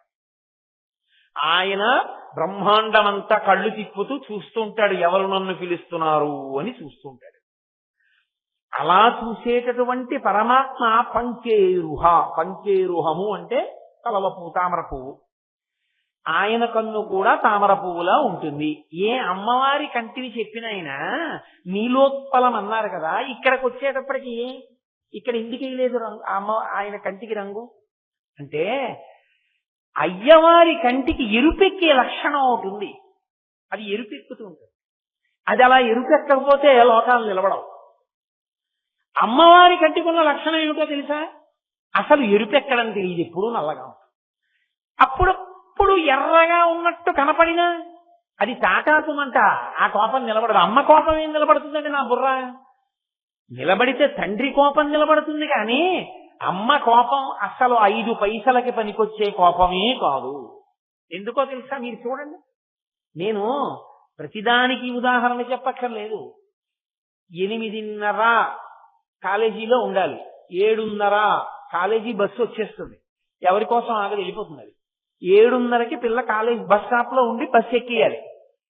పిల్ల 7:15 స్నానానికి వెడుతుంది. అప్పుడు బయటకు వచ్చి సెల్ మాట్లాడి 7:25 అమ్మా నాకు టిఫిన్ వద్దు, ఏం వద్దు, క్యారేజ్ ఇచ్చే, నేను వెళ్ళిపోతున్నానంటే ఎండిపోయి రవటలా తయారవుతున్నావు, అన్నం తినవు, ఏమీ తినవు, రోజు ఆలస్యమే అని అమ్మ 10 చదువుతుంది. అది గుడ్లు నీరు పెట్టుకుని నేను ఇంకా జడ కూడా వేసుకోలేదు, నాకు అక్కర్లేదని ఇలా పైన వేసుకుంటున్నాను. అసహ్యంగా అలా ఉండకు, బాగుండదు అని నిలబెట్టి గట్టిగా ఇలా దువ్వేస్తుంది. అది తొందరగా లేవు. ఎన్ని మాటలు చెప్పినా అంతే. మీ నాన్నకు అసలు పట్టింపు లేదు. పొద్దున్న 6ంటికి పోతే పూజా మందిరంలోంచి 9ంటికి వస్తాడు ఆయన, అందరి మీద చదివేస్తుంది. ఏమిటి ప్రయోజనం? ఆ వెనక నుంచి దువ్వేస్తుంది, జడ వేసేస్తుంది, జాజి పూలు పెట్టేస్తుంది, ఉండు నేను పెట్టేస్తానని గబగబా అన్నం కలిపేస్తుంది, నోట్లో పెట్టేస్తుంది, చదువుతూనే ఉంటుంది. దండకం ఎంత చదువుతోందో ప్రేమతో జడేసేసి పువ్వులు ఇట్టేసి అన్నం పెట్టేయడం కూడా అయిపోతుంది. అయిపోయి ఏం పర్వాలేదు కానీ రే కాస్త బాబు ఏమనుకోకు నాయనా, నువ్వు మళ్ళీ వచ్చి చదువుకుంది కానీ దీన్ని కాస్త దింపేద్దు అని వెళ్ళిపోతున్నటువంటి ఎదురింటి వాళ్ళ అబ్బాయిని కాస్త పిల్లని స్కూల్లో దింపేయమని, ఆ బస్ స్టాప్ లో దింపించేసి ఎందుకైనా మంచిదని బొడ్డులోంచి ఒక 10 రూపాయలు తీసి దాని చేతిలో పెట్టి బస్సు వెళ్ళిపోతే ఆటో ఎక్కి సర్పవరం వెళ్ళి ఎక్కువ అంటూ. కోపం ఏమైనా ఉపయోగం ఉందా? శిక్ష ఏమైనా ఉందా అందులో? కోపము ప్రేమ రెండు నడిచిపోతాయి. అంతేగాని కోపము శిక్ష నడవవు. అమ్మ కోపం, నాన్న కోపం అలా కాదు. కోపము శిక్ష నడుస్తాయి. నాన్నగారికి కోపం వచ్చిందనుకోండి, ప్రేమతో అన్నం పెడుతూ దెబ్బలాడడం, జడేస్తూ దెబ్బలాడడం అలా ఉండదు. తీసుకొచ్చి నించోబెట్టి ఏమిటి సంగతి, రోజు వెళ్ళలేక టైంకి అని అలా నిలదీస్తాడు తండ్రి. అందుకే తండ్రి కంటికి ఎరుపు ఉంటుంది. ఆ ఎరుపు లేకపోతే ఇల్లు నిలబడదు. అమ్మలాగే నాన్న ఉన్నాడు అనుకోండి, పిల్లలు ఎవరు మాట వినరు. నాన్న అలా ఉండాలి, అమ్మ ఇలా ఉండాలి. అయితే ఆయన అలా నిలబడి అడిగేట్టు చేసేది ఎవరో తెలుసా? ఈవిడి. పూజలోంచి ఆయన బయటికి వస్తే మీరేమిటో హాయిగా పొద్దున్న అనుష్ఠానం, సాయంకాలం ప్రవచనం తిరిగేస్తున్నారు, మీ పిల్ల ఎంత గొప్పగా తయారైందో తెలుసా అంటుంది. మీ పిల్ల అంటుంది. అప్పుడు అది 7:25 వస్తోంది రోజు స్నానం నుంచి. ఎంత ఇబ్బంది పడిపోతున్నానో తెలుసా? నేను చెప్పడం కాదు, ఓ రోజు మీకు చెప్పండి, పిల్లల్ని కూర్చోబెట్టి. రోజు నేను చెప్పడమేనా? నాకేనా పట్టింది ఇల్లు, మీకు పట్టరా అని అడుగుతుంది. ఎక్కడ లేని కోపం వస్తుంది తండ్రికి. ఆవిడ అలాగే ఉంటుంది చక్క. ఎందుకంటే ఆవిడ మహాప్రళయ తాండవ సాక్షిణి. ఆవిడికి పిల్లల్ని బాధ పెట్టడం ఆవిడకి ఇష్టం ఉండదు, చూస్తుందంతే. ఇప్పుడు ఆయన ఏటే అని కూతుర్ని కొట్టలేడు కదా. చెయ్యెత్తి కొట్టడం ఎలా సాధ్యం? కూతుర్ని కొట్టడమే అది సాధ్యం కాదు. అందుకని అసలు ఏమే అనేటప్పటికే గుడ్ల నీరు పెట్టేసుకుంటారు ఆడపిల్లలు. ఏదో మొహం ఇటు తిప్పి గట్టిగా దెబ్బలాడుతున్నాడు అనుకోండి, ఓ ఏడి చేస్తోంది అనుకోండి, గబగబా వచ్చి ఓ చాలండి ఇంకా ఆడపిల్ల అసలు సంజయ్ వేళ ఇంకా ఏడిపించకండి ఉంటుంది. పొద్దున్న నిజేనా చెప్పే బుద్ధుందా లేదా? ఇప్పుడు అలాంటి ఏంటి అంటే అందుకే శాస్త్రం ఏముందో తెలుసా అండి? నేను చెప్తున్నాను అనుకోకండి, వేదం చెప్పింది ఈ మాట. యజుర్వేదంలో ఒక మాట ఉంది. ఆవిడ పరమేశ్వరుణ్ణి రుద్రుణ్ణి చేస్తుంది, రుద్రుణ్ణి శివుణ్ణి చేస్తుంది. దేని కొరకు అంటే కుటుంబాన్ని నిలబెట్టడం కొరకు. ఆవిడికి కుటుంబం మనమంతా, మనకి కుటుంబం మన కుటుంబం. తండ్రి కన్ను అవసరమైతే ఎరుపెక్కాలి. ఎరుపెక్కితేనే దీర్ఘకాలిక ప్రయోజనంలో పిల్లలు బాగుంటారు. అసలు ఎప్పుడు ఎరుపెక్కలేదనుకోండి, ఆ ఇల్లు అస్తవ్యస్తం అయిపోతుంది. అందుకే దక్షయజ్ఞంలో ఆయన కన్ను ఎరుపెక్కింది, రుద్రుడయ్యాడు. ఒక్కసారి జట పెరికి కొట్టాడు, వీరభద్రుడు ఆవిర్భవించాడు. బుద్ధి లేని దేవతలు ఎప్పుడు నిరీశ్వర యాగం చేయలేదు. బుద్ధి కలిగి జాగ్రత్తగా ఉన్నారు, దేవతలు లిఖించుకున్నారు. అంతకుముందు బుద్ధి లేని దేవతలు అయ్యారా నిరీశ్వర యాగానికి వెళ్ళి దక్షయజ్ఞానికి? ఆయన జట కొట్టాడు కాబట్టే, కోపంతో రుద్రుడు అయ్యాడు కాబట్టే మళ్ళీ లోకాలు సరిగ్గా నిలబడ్డాయి. ఆయనే కాలాహలవక్షణం చేసి మళ్ళీ లోకాన్ని రక్షిస్తాడు. కాబట్టి ఆయన కన్ను అవసరమైతే ఎరుపెక్కాలి, ఒకప్పుడు నల్లగా ఉండాలి, చల్లగా ఉండాలి. అమ్మ ఎలా చూస్తుందో ఆయన అలాగే చూడాలి. అస్తమానం ఏదో ప్రయత్నపూర్వకంగా అదే పరిగా తిరిగి ఉండకూడదు. రోజు కాసేపు అవసరం ఎప్పుడో అప్పుడు కన్ను ఎర్రపడాలి. ఆ కన్ను ఎర్రబడడం అనేటటువంటిది పిల్లల బాగు కొరకే తప్ప అది ఆయన అవలక్షణం కాదు. అందుకే మీరు జాగ్రత్తగా గమనిస్తే ఒక మాట ఉంటుంది, సదాశివుడు అనొక మాట. సదాశివుడు అన్న మాట బ్రహ్మగారికి విష్ణువుకి అన్వయం అవ్వదు. సదా బ్రహ్మ ఉండదు, సదా విష్ణు ఉండదు, సదాశివ ఉంటుంది. ఎందుకో తెలుసా? రుద్రరూపం శివుడికి ఉంది. రుద్ర అంటే విపరీతమైన కోపంతో ఉన్నవాడని ఒక అర్థం ఉంది. విపరీతమైన కోపంతో ఉంటే ఆయన ఎవడో ఆ కోపం ఏమిటంటన అడగగలిగిన మనగాడు లోకంలో ఉంటాడు. ఆయన నమస్తే అస్తు ధన్వనే బాహుభ్యాముతే నమః. రుద్రం వెంటనే నమస్కారం చేస్తూ నిలబడింది వేదం. ఈశ్వర ఏమిటి అంత కోపం వచ్చింది, మేము పిల్లలను తప్పు చేశాం, కోప్పడకండి, క్షమార్పణ చెప్తారంతే. ఆయన రుద్రుడై నిలబడ్డాడా? ఆయన ముందు నిలబడగలిగిన వాడు లేడు. ఆయన రుద్రుడై నిలబడితే లోకములు ఆయన ముందు నిలబడలేవు. కానీ ఆయన అలా రుద్రుడిగా నిలబడ్డాడు అంటే లోపల నిజంగా కోపం వచ్చినవాడు కాదు, కోపం నటించినవాడు. అలా కానీ చూస్తే అయ్యి బాబోయ్ ఎంత కోపంగా ఉన్నారో అన్నట్టుంటాడు. నాన్నగారు చాలా కోపంగా ఉన్నట్టుంటారు, చాలా కోపంగా ఉన్నట్టు మాట్లాడతాడు. అంత మాత్రం చేత తండ్రికి ప్రేమ లేదని మీరు అనుకుంటున్నారా? ఒక్కనాటికి ఉండదు. తల్లికి ఎంత ప్రేమ ఉందో తండ్రికి అంత ప్రేమ ఉంటుంది. లోకం అంత ప్రేమ ఉంటుంది. కానీ తేడా ఏంటంటే తల్లి ప్రేమ వ్యక్తమవుతుంది, తండ్రి ప్రేమ వ్యక్తము కాదు. బేలనైపోతానని పైకి చెప్పుకోలేడు. అందుకే పురుషులకు గుండెపోటు ఎక్కువ వస్తుంటుంది. కారణం ఏమిటంటే లోపల దాచేసుకుంటారు, బాధని బయట పెట్టుకోలేరు. తండ్రికి ప్రేమ ఉంటుంది ఖచ్చితంగా, కానీ అలా కోపం నటించకపోతే పిల్లలు పాడైపోతారని కోపం నటిస్తాడు. లోపల మాత్రం ఆయన ఎప్పుడూ తండ్రే. అందుకని సదాశివ ఎప్పుడూ ఆయన శివుడే. కోపం నటించడం ఎందుకు మరి? మన కోసం. ఆయన రుద్రుడిగా నిలబడడం మన కోసం తప్ప ఆయన కోపం వచ్చినవాడు కాడురా అని చెప్పడానికి శివుడు సదాశివుడు, విష్ణువు సదా విష్ణువు, బ్రహ్మ సదా బ్రహ్మ కాదు. శాస్త్రం శాస్త్రం అంతే. అందుకే సదా బ్రహ్మ సదా విష్ణువు లేరు, సదా శివ ఒకటే ఉంది. అంటే ఎప్పుడూ శివుడిగా ఉంటాడు ఆయన. అదే తండ్రితనం. అందుకే జగత పితరం వందే పార్వతీ పరమేశ్వరం. వాళ్ళిద్దరూ జగత్తుకి తల్లిదండ్రులు. జగత్తుకి తల్లిదండ్రులైన కారణం చేత సదాశివతత్వమనందు ఉంటాడు. కానీ కన్ను నలుపు ఎక్కుతుంది, కన్ను ఎరుపు ఎక్కుతుంది, కన్ను తెలుపు ఎక్కుతుంది. తెల్లగా ఉండడం అంటే ఆయన ఎప్పుడు తనలో తాను రమిస్తూ కూర్చున్నాడు అనుకోండి, కన్నులు తెల్లగా ఉంటాయి. లోకానికి బుద్ధి చెప్పవలసి వచ్చిందనుకోండి, ఎరుపెక్కుతాయి. రెండూ లేదనుకోండి, పరమ ప్రేమతో మనం శాస్త్రం ఎలా చెప్పిందో అలా బతుకుతున్నాం అనుకోండి, ఆయన కన్నులు నల్లగా ఉంటాయి, చల్లగా మన్ని చూస్తుంటాయి. అందుకని అమ్మవారికి వేసిన విశాల నీలోత్పల లోచనాయ తీసుకొచ్చి శివుడికి వేయకూడదు. వేస్తే కుటుంబ వ్యవస్థ పోతుంది అక్కడ. అందుకని శంకరులు వెయ్యరు. తాత్పర్యంలో ఎక్కడో పొరపాటున ఎరుపు రంగు గురించి పడింది, శివుడి కన్నులు ఎరుపని. కానీ అలా అనలేదు శంకరాచార్యుల వారు.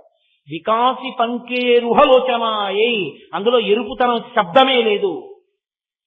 కాబట్టి వికాసి పంకేరుహలోచనాయై అంటే బాగా తెరుచుకున్నటువంటి విచ్చుకున్న తామర పువ్వు వంటి కన్నులున్నవాడు ఆయన, అంతే. ఆయన కన్నులలో కూడా సదాశివతత్వమునందు ఎప్పుడూ నలుపుతనముండి లోకాన్ని రక్షించడము ఒక్కటే ప్రయోజనంగా ఉంటుంది. అందున శివుడి విషయంలో ఉండే గొప్పతనం ఏమిటో తెలుసా అండి? అసలు మీరు శివా నన్ను రక్షించని అడగక్కర్లేదు. శివభక్తులై మీరుంటే చాలు. అంటే నా ఉద్దేశం విష్ణుభక్తి అంత గొప్పది కాదు అని నేను చెప్తున్నానని మీరు అనుకోకూడదు. విష్ణుభక్తి కూడా అంతే గొప్పది. విష్ణుభక్తి కూడా అంతే. శివభక్తి ఎంతటిదో విష్ణుభక్తి అంతే గొప్పది. శివకేశవుల మధ్య భేదమే చెప్పడానికి వీలేదు. తత్వతః మాట్లాడినప్పుడు కొన్ని చెప్పవలసి ఉంటుందంతే. కాబట్టి శివస్వరూపమునకుండే లక్షణం ఏంటంటే, శివ నీవు నన్ను రక్షించు అని అసలు మీరు అడగవలసిన అవసరం ఉండదు. ఆయన తన వస్తువు కాబట్టి తాను రక్షించుకుంటాడు. మీరు చూడండి, నేను మీకు ఒక విషయం చెప్తాను, ఒక ఉదాహరణ తీసుకొస్తాను. మార్కండేయుడు శివలింగం దగ్గర కూర్చుని అర్చన చేస్తున్నాడు. యమధర్మరాజు గారు వచ్చి పాశం వేస్తాను, నీకు సమయం అయిపోయింది, బయటికి వచ్చేయన్నాడు. నేను రాను అన్నాడు ఆయన. శివార్చనే చేసుకుంటానన్నాడు. నువ్వు శివార్చన చేసుకుంటే వదిలిపెడతాననుకుంటున్నావా? నేను పాశం వేస్తాను అన్నాడు. ఇప్పుడు ఆయన ఏం చేశాడంటే, శివా నన్ను రక్షించనా ఆయన అడగలేదు. ఆయన ఏం చేశాడంటే శివలింగాన్ని కౌగిలించుకున్నాడు. కౌగిలించుకుని చంద్రశేఖర చంద్రశేఖర చంద్రశేఖర పాహిమాం, చంద్రశేఖర చంద్రశేఖర చంద్రశేఖర రక్షమాం అంటూ ఆయన అన్నాడు, నేను పరమశివుడిని ఆశ్రయించి ఉండగా కిమ్మో మృత్యు తరిష్యతి, నన్ను యముడు ఏం చేస్తాడు అన్నాడు. నేను శివుడి కాళ్ళు పట్టుకుని వీడేం చేయగలడు అన్నాడు. తప్ప శివా యమధర్మరాజు గారు వచ్చేసారు, నువ్వు వచ్చి నన్ను రక్షించని ప్రకటనంగా ఎక్కడ అనలేదు. కిన్నో మృత్యు తరిష్యతి, ఈ యముడు నన్నేం చేస్తాడన్నాడు. అయినా యమధర్మరాజు గారు పాశం వేశాడు. ఇప్పుడు పాశం ఎలా వేయాలి? శివుణ్ణి శివలింగాన్ని కౌగిలించుకుని ఉంటే ఒక్క మార్కండేయుడికి పడుతుందా? ఆ పాశం వేసినప్పుడు శివలింగానికి మార్కండేయుడికి కలిపి పడింది అంతే. ఉత్తర క్షణంలో పరమశివుడు ఎడమకాలెత్తి ఒక్క తన్ను తన్నాడు గుండెల మీద యముడికి. యముడు చనిపోయాడు. శంకరులు అన్నారు శివానంద లహరిలో, వక్షస్థాడనమంతకస్య కఠినాపస్మార సంవర్ధనం భుభృత్ పర్యటనం నమత్సురచిర కోటీర సంఘర్షణం కర్మేదం మృదులస్య తావక పదద్వంద్వస్య గౌరీపతే మచ్చేతో మణిపాదుకా విహరణం శంభో సదంగీకురు. యముణ్ణి తన్నినప్పుడు ఈశ్వరా మీ పాదం ఎంత సొక్కిపోయిందో నా మనసుని మణిపాదుగా గ్రహించండి అన్నారు. అంటే ఆయనని మీరు నమ్మి ఉన్నది నిజమైతే అసలు మీరు ఆయనని నాకు ఈ కోరిక తీర్చమని అడగవలసిన అవసరం లేదు. నందుడని దక్షిణ దేశంలో ఒక భక్తుడు, ఆయన చిదంబరం వెళ్లి పరమేశ్వర దర్శనం చెయ్యాలనుకున్నాడు. అనుకుని తన యజమాని దగ్గరికి వెళ్లి అడిగాడు, అయ్యా చిదంబరం వెళ్లి నటరాజస్వామి వారి ఉత్సవం జరుగుతోంది, ఒక్కసారి నటరాజస్వామిని దర్శనం చేసి వస్తా. ఆ యజమాని చాలా తెలివైనవాడు. ఆయన అన్నాడు, వెళ్ళొద్దంటే వీడు వెండి ఎలాగో, వెళ్ళు అన్న మాట ఒకటే వీడికి కనబడుతుంది, కానీ అసలు పని అప్పుడు చేద్దామని దానికే ఉందిరా తప్పకుండా వెళ్ళు, కానీ మనకున్న 150 ఎకరాలు ఇవాళ రాత్రి దున్ని విత్తనాలు వేసేయి, ఊడ్చేయి, పంట పెంచేయి, కోత కోసేయి, ధాన్యం రాల్చేయి, బస్తాలకెత్తేయి, ఇంటికి తెచ్చి పెట్టేయి, గడ్డి వాములు వేసేయి, నువ్వు చిదంబరం వెళ్ళిపో. రేపు తెల్లవారు ఆయనకి వెళ్ళిపో అన్న మాట ఒకటే వినపడింది. అయ్యా అంతకన్నా నా తప్పకుండా చేసేసి వెళ్ళిపోతానని పొలం దగ్గరికి వెళ్ళాడు. 150 ఎకరాలు ఇవాళ రాత్రి దీన్ని దున్ననా, దీనికి నారు తీసుకురానా, దీంట్లో పంట వేయినా, కోత పోయినా, గింజ బస్తాలకు ఎత్తనా, ఇంటికి పట్టుకెళ్ళి యజమాని ఇంట్లో పెట్టనా, నేను అప్పుడు గడ్డి వాములు అయినా, అప్పుడు చిదంబరం వెళ్ళనా, అప్పుడు పని బరువు ఏమిటో అప్పుడు తెలిసింది. తెలిసి ఒక్కసారి ఆకాశం వంక చూసి పరమేశ్వరుణ్ణి ప్రార్థించి నా జన్మకి నీ దర్శనం అవదా అని మూర్చిపోయాడు. అంతే. ఆయన తలుచుకుంటే ఎంతసేపు అంటే పంట పండేట్టు చేయలేడా? భక్తుడి మీద ఉన్న ప్రేమతో కదిలి వచ్చేసాడు కైలాసం నుంచి శంకరుడు. పంచ మడతేసి రైతు ఎలా కడతాడో అలా పైకి ఎత్తి కట్టాడు. కట్టి నందీశ్వరుణ్ణి పిలిచి నాగలి కట్టి తాను పట్టుకుని దున్నుతున్నాడు. సాక్షాత్ జగజ్జనని కళ్యాణి మా అమ్మ విత్తనాలు చల్లింది. ఎంతలో పండుతాయి? భూమి పరవశించిపోయింది పరమశివుని యొక్క పాదతాడనము చేత. పంట పండింది. గణపతి కోసేశాడు, సుబ్రహ్మణ్యేశ్వర స్వామి బస్తాలకెత్తాడు, తీసుకొచ్చారు, యజమాని ఇంట్లో పెట్టేశారు. 5 నిమిషాలు నందా లే, పంట మీ యజమాని ఇంట్లో పెట్టేశాం వెళ్ళన్నారు. గబగబా వెళ్ళాడు యజమాని ఇంటికి. అయ్యా అదిగో బస్తాలన్నీ పెట్టేశానన్నాడు. తెల్లబోయాడు యజమాని. కాళ్ళ మీద పడిపోయాడు. నందుడి కాళ్ళ మీద, ఒరే నీ భక్తికి శివుడు కదిలొచ్చి వ్యవసాయం చేసేసాడు రా, నీ ఇక నుంచి మన ఇద్దరిది సగం సగం అన్నాడు. నాకు ఈ సగం వద్దేవి వద్దన్నాడు. చిదంబరం వెళ్ళాడు. తర్వాత నటరాజ స్వామిలో ఐక్యమైపోయాడు. కాబట్టి శివభక్తిలో ఉండే గొప్పతనం ఏమిటో తెలుసా? మీరు అసలు అడగక్కర్లేదు. విష్ణుభక్తి అయినా అంతే. మీరు అసలు అడగవలసిన అవసరము లేదు. శివా నాకు ఇది అని చెప్పక్కర్లేదు. మీరు భక్తుడైతే శివుడు చూసుకుంటాడు. ఆయనకున్నటువంటి గొప్పతనం అది, ఆ కన్నుకున్న గొప్పతనం అది, అది చూడగలదు. నువ్వేమై ఉండాలి? నువ్వు భ్రమరమై ఉండాలి. అవి 2 పువ్వులు కదా మరి. అమ్మవారి కన్నులు తామర పువ్వులు, అయ్యవారి కన్నులు తామర పువ్వులు. తామర పువ్వు మీద ఏముండాలి? తుమ్మెద తిరగాలి. ఇప్పుడు తుమ్మెదలేవి అంటే ఎవడు భక్తుడో వాడి చూపులే తుమ్మెదలు. ఎందుకని? భక్తుడైన వాడు తన పంచేంద్రియాల్ని, మనస్సుని, 6 భగవంతుని యొక్క కన్నులనే తామర పువ్వుల దగ్గరికి వెళ్ళి పెట్టేస్తాడు. అక్కడే తిరుగుతుంటాడు. ఆ కన్నుల వంక చూస్తూ పొంగిపోతుంటాడు. అప్పుడు ఆయన మనసు, పంచేంద్రియములు, కన్ను అక్కడే చూస్తుంది. చెవులు ఆయన కన్నుల గురించి వింటాయి. నాలుక ప్రసాదం తింటుంది. స్పర్శ ఆయన పల్లకి ముట్టుకుంటుంది. నేను ఈ మధ్య ఓ క్షేత్రానికి వెళ్ళా. ఒక ఆయన వాహనాన్ని ముట్టుకుని పొంగిపోతున్నాడు ఇలా ఇలా ఇలా ఇలా శ్రీకాళహస్తిలో. నేను అతను అడిగాను, అక్కడ నంది వాహనం పెట్టింది. ఓ ఇలా ముట్టుకుని పొంగిపోతున్నాడు, అందరూ గుళ్ళోకి వెళ్ళిపోతుంటే.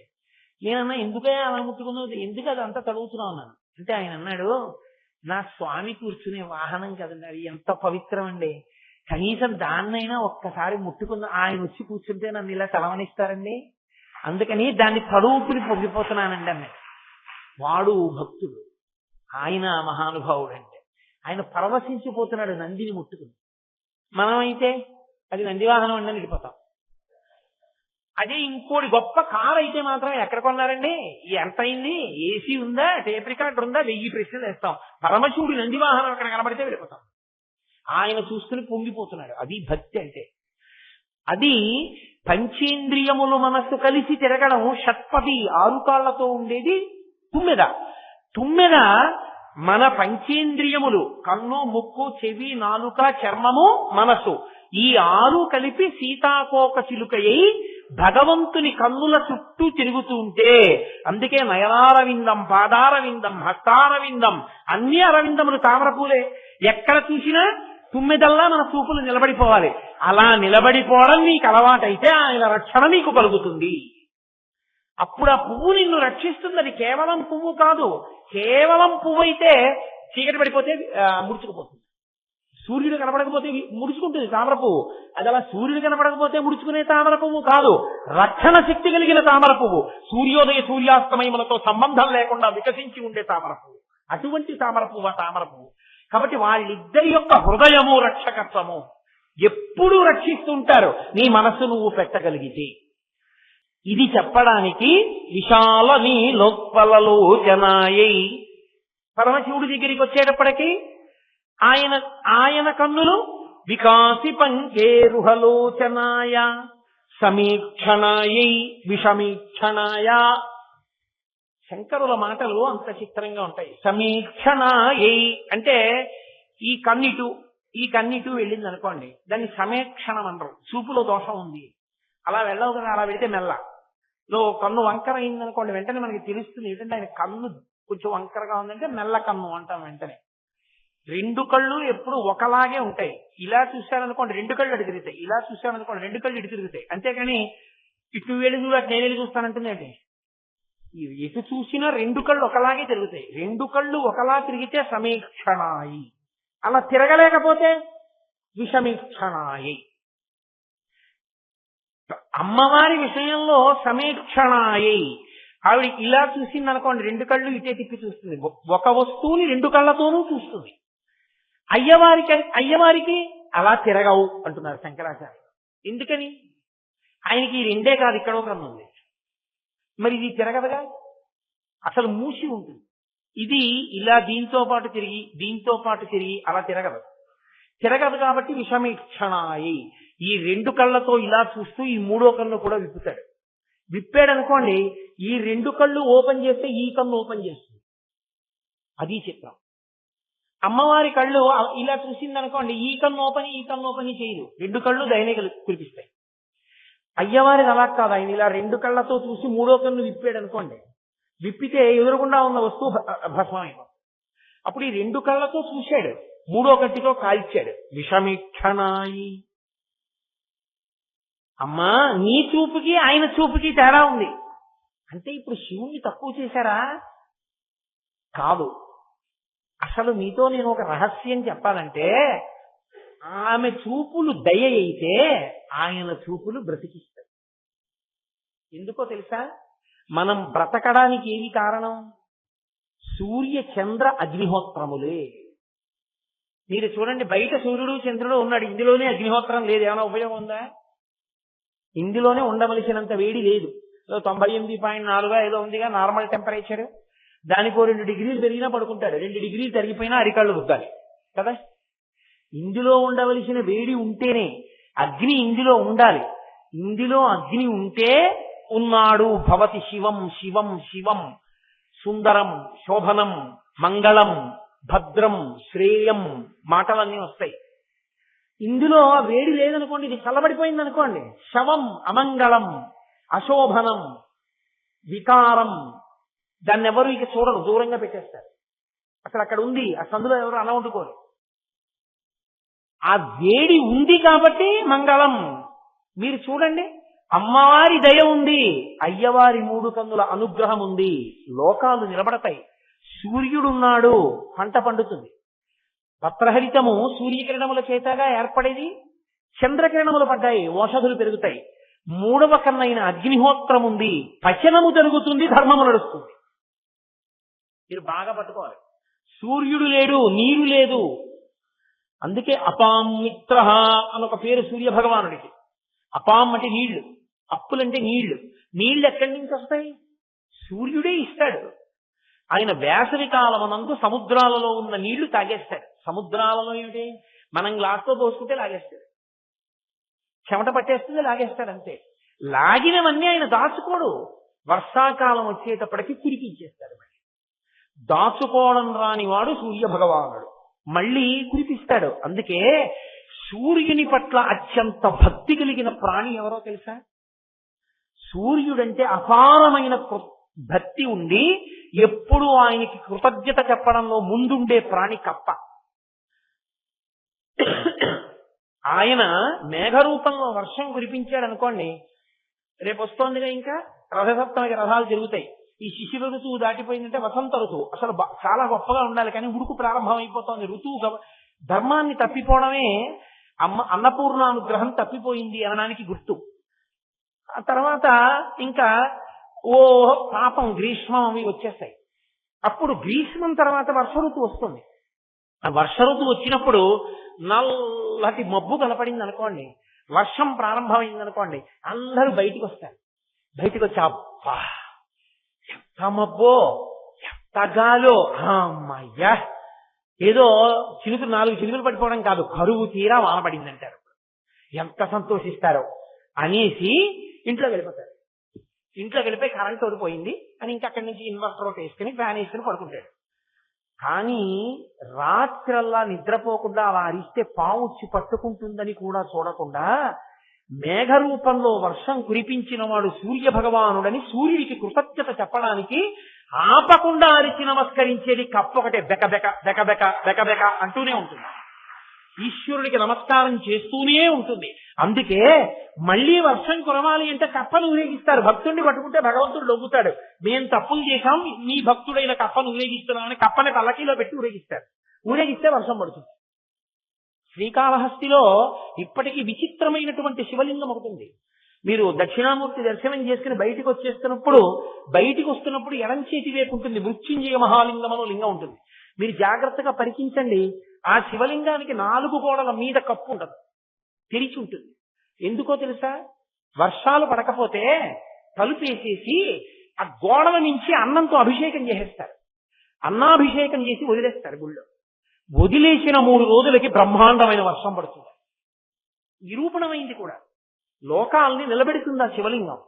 కాబట్టి సూర్యుడు అపామిత్ర, ఆయన నీటికి చాలా దగ్గరైన వాడు. ఆ సూర్యుడు లేకపోతే వర్షం పడదు, ఆ సూర్యుడు లేకపోతే పగలు లేదు. ఏదో చాలా ఎండగా ఉందండి, చాలా ఎండగా ఉందండి, అబ్బా చచ్చిపోతున్నామండి అంటాం మనం. సరేలేండి నేను 3 నెలలు రాను అని అన్నాడు అనుకోండి సూర్యుడు. అయ్య బాబాయ్ బట్టలు ఆరట్లేదు, ఒడియాలు ఎండట్లేదు, పెట్టిన పడాలన్నీ పాడైపోయి ఇల్లంతా కంపు చమాయింపు వచ్చేస్తోంది, ఎండ వస్తే బాగుంటుంటాడు. 2 రోజులు అయ్యేటప్పటికి అసలు సూర్యుడు లేకపోతే సూక్ష్మ క్రిములన్నీ పెరిగిపోతాయి. సూర్యుడు ఉంటే చాలా క్రిములు తమంత తాము మరణించి ఓషధీతత్వం కలుగుతుంది. అసలు సూర్యనారాయణమూర్తికి సంబంధించిన తత్వం మీరు విన్నారో లేదో, సూర్య కిరణముల యందు ఓషధీతత్వం ఉంటుంది. అందుకే ఒరుగులని పెడతారు. మీరు చూడండి, ఇప్పుడు లేవు, 345 రోజులు వస్తున్నాయి కాబట్టి ఊరుకుంటున్నారు. కానీ పులాస కాపని మామిడికాయ ముక్కలు కోసి ఎండబెట్టేసేవారు పూర్వం. అవి సూర్యకిరణములకు తత్తమైపోయి ఎండిపోయి, ఆ ఎండిపోయినటువంటివి ఇలా వంకరలు తిరిగిపోయేవి మామిడి ముక్కలు. వాటిని ఓ డబ్బాలో పెట్టి ఉంచేవారు. ఎప్పుడైనా మామిడికాయ పప్పు తినాలనిపిస్తే మామిడికాయలు రాని రోజుల్లో ఈ ఒరుగులు తీసి పప్పు ఉండేవారు. ఏమీ అవ ఒరుగులు అలాగే ఉంటాయి. సీతమ్మ తల్లి అంటే రామాయణంలో ఒరుగులు పెట్టింది. ఒరుగులని నిల్వ చేస్తారు. వాటన్నింటికీ సూర్యకిరణములే ఆధారం. సూర్యకిరణం తగిలితే పదార్థములు నిల్వ ఉంటాయి కూడా. అటువంటి సూర్యుడు ఆయనకు ఒక కన్నయ్యున్నాడు అంటే ఆ కంటి చేత ఆయన లోకాన్ని పోషిస్తున్నాడు. విషమీక్షణ ఒకేసారి సూర్యచంద్రులు ఎలా ఉంటారు? పగలు ఉండాలి, రాత్రి ఉండాలి. అందుకని సూర్యోదయ సూర్యాస్తమయములు, చంద్రోదయ చంద్రాస్తమయములు. రాత్రి అయ్యేటప్పటికి చంద్రకిరణములను చూస్తూ హాయిగా చల్లగా, బా అందరికీ చందమామే, అమ్మకి చందమామే, కొడుక్కి చందమామే. అది కూడా చందమామంటూ ఆ చంద్రుణ్ణి చూస్తూ ఆ వెన్నెల్లో కూర్చుంటే ఎంత ఆనందంగా ఉంటుందో. కాబట్టి అదిగో శివభక్తిలో ఉండే గొప్పతనం ఏమిటో తెలుసా? మీరు అసలు అడగక్కర్లేదు, విష్ణుభక్తి అయినా అంతే. మీరు అసలు అడగవలసిన అవసరము లేదు. శివా నాకు ఇది అని చెప్పక్కర్లేదు. మీరు భక్తుడైతే శివుడు చూసుకుంటాడు. ఆయనకున్నటువంటి గొప్పతనం అది, ఆ కన్నుకున్న గొప్పతనం అది, అది చూడగలదు. నువ్వేమై ఉండాలి? నువ్వు భ్రమరమై ఉండాలి. అవి 2 పువ్వులు కదా మరి. అమ్మవారి కన్నులు తామర పువ్వులు, అయ్యవారి కన్నులు తామర పువ్వులు. తామర పువ్వు మీద ఏముండాలి? తుమ్మెద తిరగాలి. ఇప్పుడు తుమ్మెదలేవి అంటే ఎవడు భక్తుడో వాడి చూపులే తుమ్మెదలు. ఎందుకని? భక్తుడైన వాడు తన పంచేంద్రియాల్ని, మనస్సుని, 6 భగవంతుని యొక్క కన్నులనే తామర పువ్వుల దగ్గరికి వెళ్ళి పెట్టేస్తాడు. అక్కడే తిరుగుతుంటాడు. ఆ కన్నుల వంక చూస్తూ పొంగిపోతుంటాడు. అప్పుడు ఆయన మనసు, పంచేంద్రియములు, కన్ను అక్కడే చూస్తుంది. చెవులు ఆయన కన్నుల గురించి వింటాయి. నాలుక ప్రసాదం తింటుంది. స్పర్శ ఆయన పల్లకి ముట్టుకుంటుంది. నేను ఈ మధ్య ఓ క్షేత్రానికి వెళ్ళా. ఒక ఆయన వాహనాన్ని ముట్టుకుని పొంగిపోతున్నాడు ఇలా ఇలా ఇలా ఇలా శ్రీకాళహస్తిలో. నేను అతన్ని అడిగాను, అక్కడ నంది వాహనం పెట్టింది. ఓ ఇలా ముట్టుకుని పొంగిపోతున్నాడు, అందరూ గుళ్ళోకి వెళ్ళిపోతుంటే. నేనన్నా ఎందుకయ్యా అలా ముట్టుకున్నావు, ఎందుకు అది అంతా తడుగుతున్నావు అన్నాను. అంటే ఆయన అన్నాడు, నా స్వామి కూర్చునే వాహనం కదండి, అది ఎంత పవిత్రం అండి, కనీసం దాన్నైనా ఒక్కసారి ముట్టుకున్న ఆయన వచ్చి కూర్చుంటే నన్ను ఇలా తలవనిస్తారండి, అందుకని దాన్ని తడువుకుని పొంగిపోతున్నానండి అన్నాడు. వాడు భక్తుడు, ఆయన మహానుభావుడు. అంటే ఆయన పరవశించిపోతున్నాడు నందిని ముట్టుకుని. మనమైతే అది నందివాహనం అండి వెళ్ళిపోతాం. అదే ఇంకోటి గొప్ప కారు అయితే మాత్రం ఎక్కడ కొన్నారండి, ఎంత అయింది, ఏసీ ఉందా, టేప్ రికార్డర్ ఉందా, 1000 ప్రశ్నలు వేస్తాం. పరమశివుడి నందివాహనం అక్కడ కనబడితే వెళ్ళిపోతాం. ఆయన చూసుకుని పొంగిపోతున్నాడు. అది భక్తి అంటే. అది పంచేంద్రియములు మనస్సు కలిసి తిరగడం. షట్పది 6 కాళ్లతో ఉండేది తుమ్మెద. తుమ్మెద మన పంచేంద్రియములు కన్ను, ముక్కు, చెవి, నాలుక, చర్మము, మనసు, ఈ 6 కలిపి సీతాకోక చిలుకయ్యి భగవంతుని కన్నుల చుట్టూ తిరుగుతూ ఉంటే, అందుకే నయనారవిందం, పాదారవిందం, హస్తారవిందం, అన్ని అరవిందములు తామరపూలే. ఎక్కడ చూసినా తుమ్మెదల్లా మన చూపులు నిలబడిపోవాలి. అలా నిలబడిపోవడం నీకు అలవాటైతే ఆయన రక్షణ నీకు కలుగుతుంది.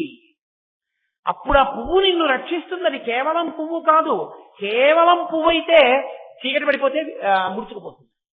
సూర్యుడు కనపడకపోతే ముడుచుకుంటుంది తామర పువ్వు. అది అలా సూర్యుడు కనపడకపోతే ముడుచుకునే తామర పువ్వు కాదు, రక్షణ శక్తి కలిగిన తామర పువ్వు, సూర్యోదయ సూర్యాస్తమయములతో సంబంధం లేకుండా వికసించి ఉండే తామర పువ్వు. అటువంటి తామర పువ్వు తామర పువ్వు. కాబట్టి వాళ్ళిద్దరి యొక్క హృదయము రక్షకత్వము ఎప్పుడూ రక్షిస్తుంటారు, నీ మనస్సు నువ్వు పెట్టగలిగితే. విశాలమీలోత్పలలోచనాయై, అమ్మవారి యొక్క కళ్ళని లేదా లోచనాయ అన్నారు కాబట్టి చూపులను వర్ణిస్తున్నారు. చూపుకి కంటికి అభేదమేగా, ఆ రెండిటికి పెద్ద తేడా ఏమీ లేదు. చూపు కంటిని ఆశ్రయించి ఉంటుంది, కన్ను లేని చూపు లేదు. కాబట్టి చూపు కన్ను రెండు వేరు కాదు. కాబట్టి చూపు గురించి చెప్తే కంటి గురించి చెప్పినట్లే. విశాల నీలోత్పలలోచనాయై, అమ్మవారి కన్నులు ఎలా ఉంటాయి అన్నది చెప్తున్నారు. ఆ కన్నులను, ఆ చూపులను వర్ణిస్తున్నారు. విశాల నీలోత్పల, విశాలమైనటువంటి కన్నులావిడివి. అవి నీలోత్పలముల వలె ఉన్నాయి. నీలోత్పలము అంటే నల్ల కలువ అని అర్థం. నల్ల కలువ బాగా వికసించి ఉంటే ఎలా ఉంటుందో అలా ఉన్నాయి. ఇక్కడ మీరు ఒక విషయాన్ని జ్ఞాపకం పెట్టుకోవాలి. కన్ను బాగా తెరిచి ఉందనుకోండి, అది కోపానికి కూడా కారణమే. ఎందుకనంటే సాధారణంగా కన్ను మామూలుగా కొంత తెరిచి తెరవనట్టుగా ఉంటే సాధారణ స్థితిలో ఉందని గుర్తు. అలా కాకుండా అనున్నాయనుకోండి, ఏదో కొంచెం కోపం వచ్చినట్టుగా ఉంటుంది. విశాల శబ్దము చేత బాగా తెరువబడిన కన్నులు అని మీరు ఊహించకూడదు. అక్కడ విశాల శబ్దం కాశీ పీఠాధిష్టాన దేవతని జ్ఞాపకం చేయడం. విశాలాక్షి, విశాలాక్షి అన్న శబ్దానికి అర్థం ఏమిటంటే, శంకరుల ఉద్దేశ్యం ఏమి అనగా బాగా తెరుచుకున్న కన్నులున్నది అని కాదు. అలా చెప్పకూడదు కూడా. అమ్మవారి విషయంలో అసలు చెప్పకూడదు. ఎందుచేత అంటే కన్నులు అంత తెరిస్తే అది ఖచ్చితంగా కోపంగా ఉంది అని గుర్తు. అలా లేకపోతే ఆశ్చర్యచకితమైపోతే కొంతవరకు కన్నులు అలా ఉంటాయి. బాగా తెరుచుకునేది ఎప్పుడు అంటే కోపంగా ఉన్నప్పుడే కళ్ళు ఇలా తెరుచుకుంటాయి. అందుకని శంకరులు విశాల శబ్దాన్ని ఆయన బాగా తెరుచుకున్న కన్నులున్నది అన్న అర్థంలో ప్రతిపాదించారు అని మీరు అనుకోకూడదు. విశాల అన్నదానికి అర్థం ఏమిటి అంటే, అదిగో పక్కన ఉన్నటువంటి లోచనాయ అన్నదాంతో కలిపి చూసినప్పుడు ఏమర్థం అవుతుందంటే చాలా దీర్ఘమైన దృష్టి కలది అన్నది అర్థం. చాలా దూరము చూడగలిగినది. ఎంత దూరము చూస్తుంది. ఎందుకంటే చూపుకి ఒక హద్దు ఉంటుంది, అది దాటి స్పష్టంగా చూడలేము మనం. అందుకే విరాట్ పురుషుని యొక్క అంగ ప్రత్యంగములను చెప్పేటప్పుడు, శాస్త్రములతో చెప్పేటప్పుడు దాన్ని జ్యోతిష శాస్త్రము విరాట్ పురుషుని యొక్క కన్ను అని చెప్తారు. కన్ను ఉన్నదనుకోండి, దూరంగా ఉన్నది కనపడుతుంది. దేవాలయంలో నిలబడి అదిగో చూశావా శిఖరం, అన్నాను అనుకోండి, ఎవరు చూడగలరు? దూరంగా ఉన్న దేవాలయ శిఖరం కనపడేది కన్నులున్నవాడికి. కన్నులు లేనివాడికి శిఖరం ఎలా కనపడుతుంది? కనపడదు. జ్యోతిషము ఏం చూస్తుంది అంటే ఇప్పుడున్నది కాకుండా దూరంగా ఉన్నదాన్ని, అంటే జరగబోయేదాన్ని చూస్తుంది. చూడగలిగిన శక్తి ఉన్నది జ్యోతిష శాస్త్రము. అందుకే విరాట్ పురుషుని యందు జ్యోతిష శాస్త్రం ఎక్కడుంటుంది అంటే నేత్రస్థానమై ఉంటుంది. అమ్మవారు చాలా దూరము చూడగలదు. ఎంత దూరము చూడగలదు అంటే ఆమె ఎంత దూరము చూడగలదో శంకరులు ఇక్కడ చెప్పలేరు. శంకరులు వేరొక చోట చెప్పారు.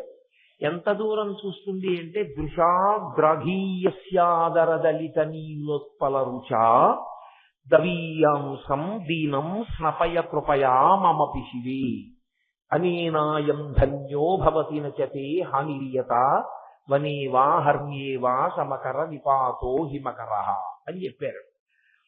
సౌందర్య లహరిలో ఇదే మాట వాడారు ఆయన. నీలోత్పల అన్న మాటే వాడుతూ దరదలిత అన్న శబ్దాన్ని వేశారు. బాగా తెరుచుకున్నది అన్న అనుమానం రాకూడదని తెరుచుకున్నట్టుగా ఉన్నది అని దృశాగ్రాఘీయస్యా దరదలిత నీలోత్పల రుచా. అమ్మవారు ఎంత దూరం చూస్తుందంటేట ఎంతవరకు బ్రహ్మాండములున్నాయో అంతకన్నా ఎక్కువగా చూస్తుంది.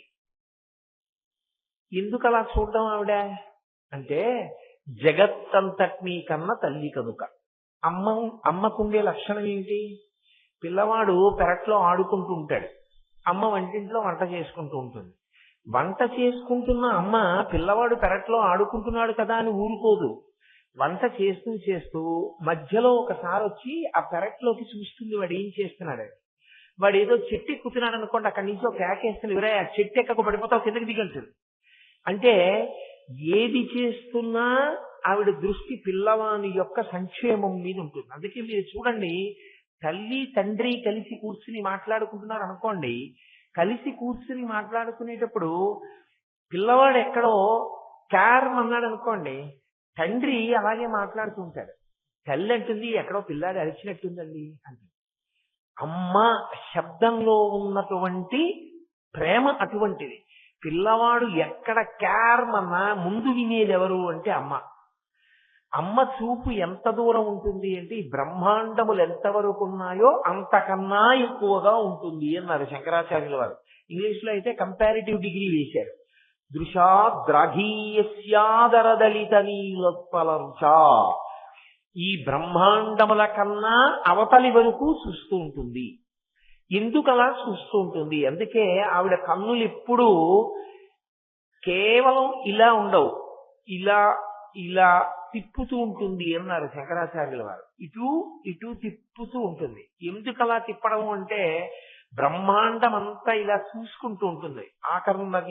ఆకర్ణాంత విశాల నేత్రములతో ఈ బ్రహ్మాండములో ఉన్న నా బిడ్డలందరూ సంతోషంగా ఉన్నారా, అందరూ క్షేమంగా ఉన్నారా, ఎవరైనా నన్ను పిలుస్తున్నారా అని ఆవిడట కన్నులు తిప్పుతూ కనుబొమలు ముడివేస్తుంది. ఇలా కనుబొమలు ముడివేయడం కూడా కోపానికి కారణమే.